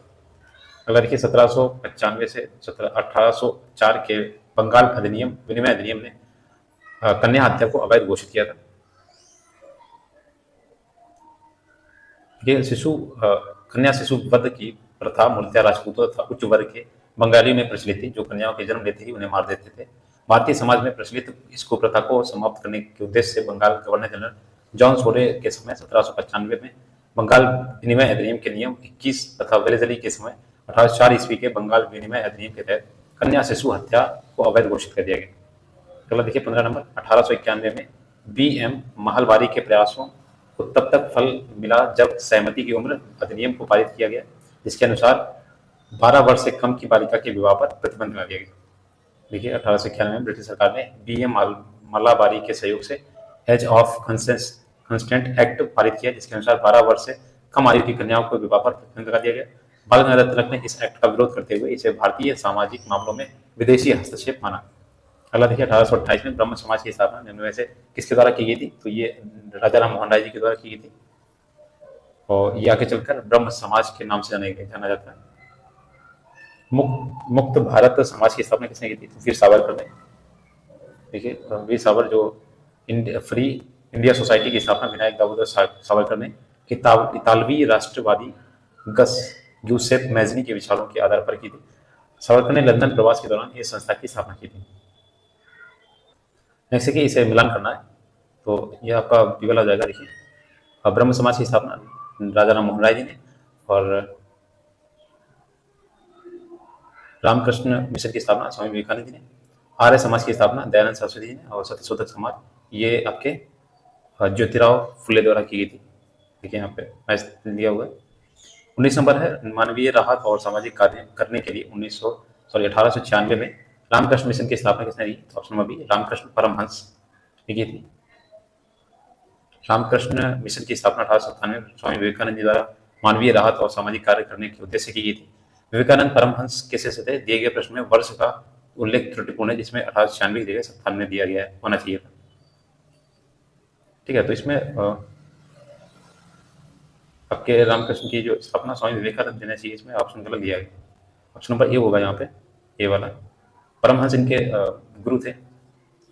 अगला देखिए, ब्रिटिश शासन के आगमन से पहले भारत की स्वतंत्र अर्थव्यवस्था थी। उस समय निम्न में से कौन सा प्रमुख व्यवसाय नहीं था? तो ऑप्शन नंबर डी पर्यटन नहीं था, कृषि, हस्तशिल्प, निर्माण, ये सभी। गांवों में किसान तथा व्यवसायी बहुत कुछ आत्मनिर्भर थे। वे खेती तथा अपनी जरूरत की चीजें स्वयं ही उत्पादित कर लेते थे, लेकिन ब्रिटिश शासन ने भारतीय लघु एवं कुटीर उद्योगों का विनाश कर दिया। इस प्रकार भारत में उस समय पर्यटन उद्योग स्थापित नहीं था। अगला देखिए, कुछ भारतीय अर्थशास्त्री ब्रिटिश शासन के दौरान भारत की राष्ट्रीय आय का मूल्यांकन करने का प्रयास करते थे। निम्नलिखित में से कौन अर्थशास्त्री नहीं है? तो ऑप्शन नंबर डी प्रशांत चंद्र महालनोबिस नहीं है। ये देखिए, इन्होंने भारत के द्वितीय पंचवर्षीय योजना के मसौदे को तैयार करने का अपना महत्वपूर्ण योगदान दिया था, जो महालनोबिस हैं। दादाभाई नौरोजी, वी राव और आर.सी. देसाई ब्रिटिशकालीन अर्थशास्त्री थे, जिन्होंने भारत की राष्ट्रीय आय का मूल्यांकन करने का प्रयास किया था। अगला देखिए, 22 नंबर, ब्रिटिश शासन के दौरान भारत की अधिकांश जनसंख्या जीविका के लिए किस पर निर्भर थी? ऑप्शन नंबर ए प्राथमिक क्षेत्र पर। देखिए, ब्रिटिश शासन के दौरान भारत की अधिकांश जनसंख्या जीविका के लिए प्राथमिक क्षेत्र पर निर्भर थी। आजादी के समय भारत की लगभग 70 से 75% जनसंख्या गांव में रहती थी, जो आजीविका के लिए प्रत्यक्ष या परोक्ष रूप से कृषि पर निर्भर थी। 1875 के अलीगढ़ आंदोलन में किसका नाम जुड़ा है? तो option number D sir Syed Ahmad Khan. और इन्होंने आंदोलन का जो उद्देश्य था मुसलमानों की स्थिति के सुधार करना था। सर सैयद अहमद खां अंग्रेजी शिक्षा व विज्ञान के द्वारा मुस्लिम समाज को शिक्षित तथा उसे आधुनिकता से परिचित कराना सबसे बड़ा समाज सुधार मानते थे। देखिए, आपका ये जो इतिहास था वो कंप्लीट हो गया। इसके बाद भारतीय राष्ट्रीय आंदोलन आएगा नेक्स्ट वीडियो, और वो एक वीडियो में हो जाएगा कंप्लीट। तो अगर वीडियो अच्छा लगा तो प्लीज़ शेयर कीजिएगा फ्रेंड्स के साथ में, और हो सके तो चैनल को लाइक कीजिएगा, चैनल को सब्सक्राइब कीजिएगा, वीडियो को लाइक कीजिएगा। और ऐसी वीडियोज़ के लिए मैं आपको पेपर से पहले ये पूरी बुक करा दूँगा PYQ वाली, और इससे पहले मैंने एक सीरीज़ बनाई है घटना चक्र की थ्योरेटिकल वाली क्लास, उसे भी आप देख लीजिएगा। Thanks for watching.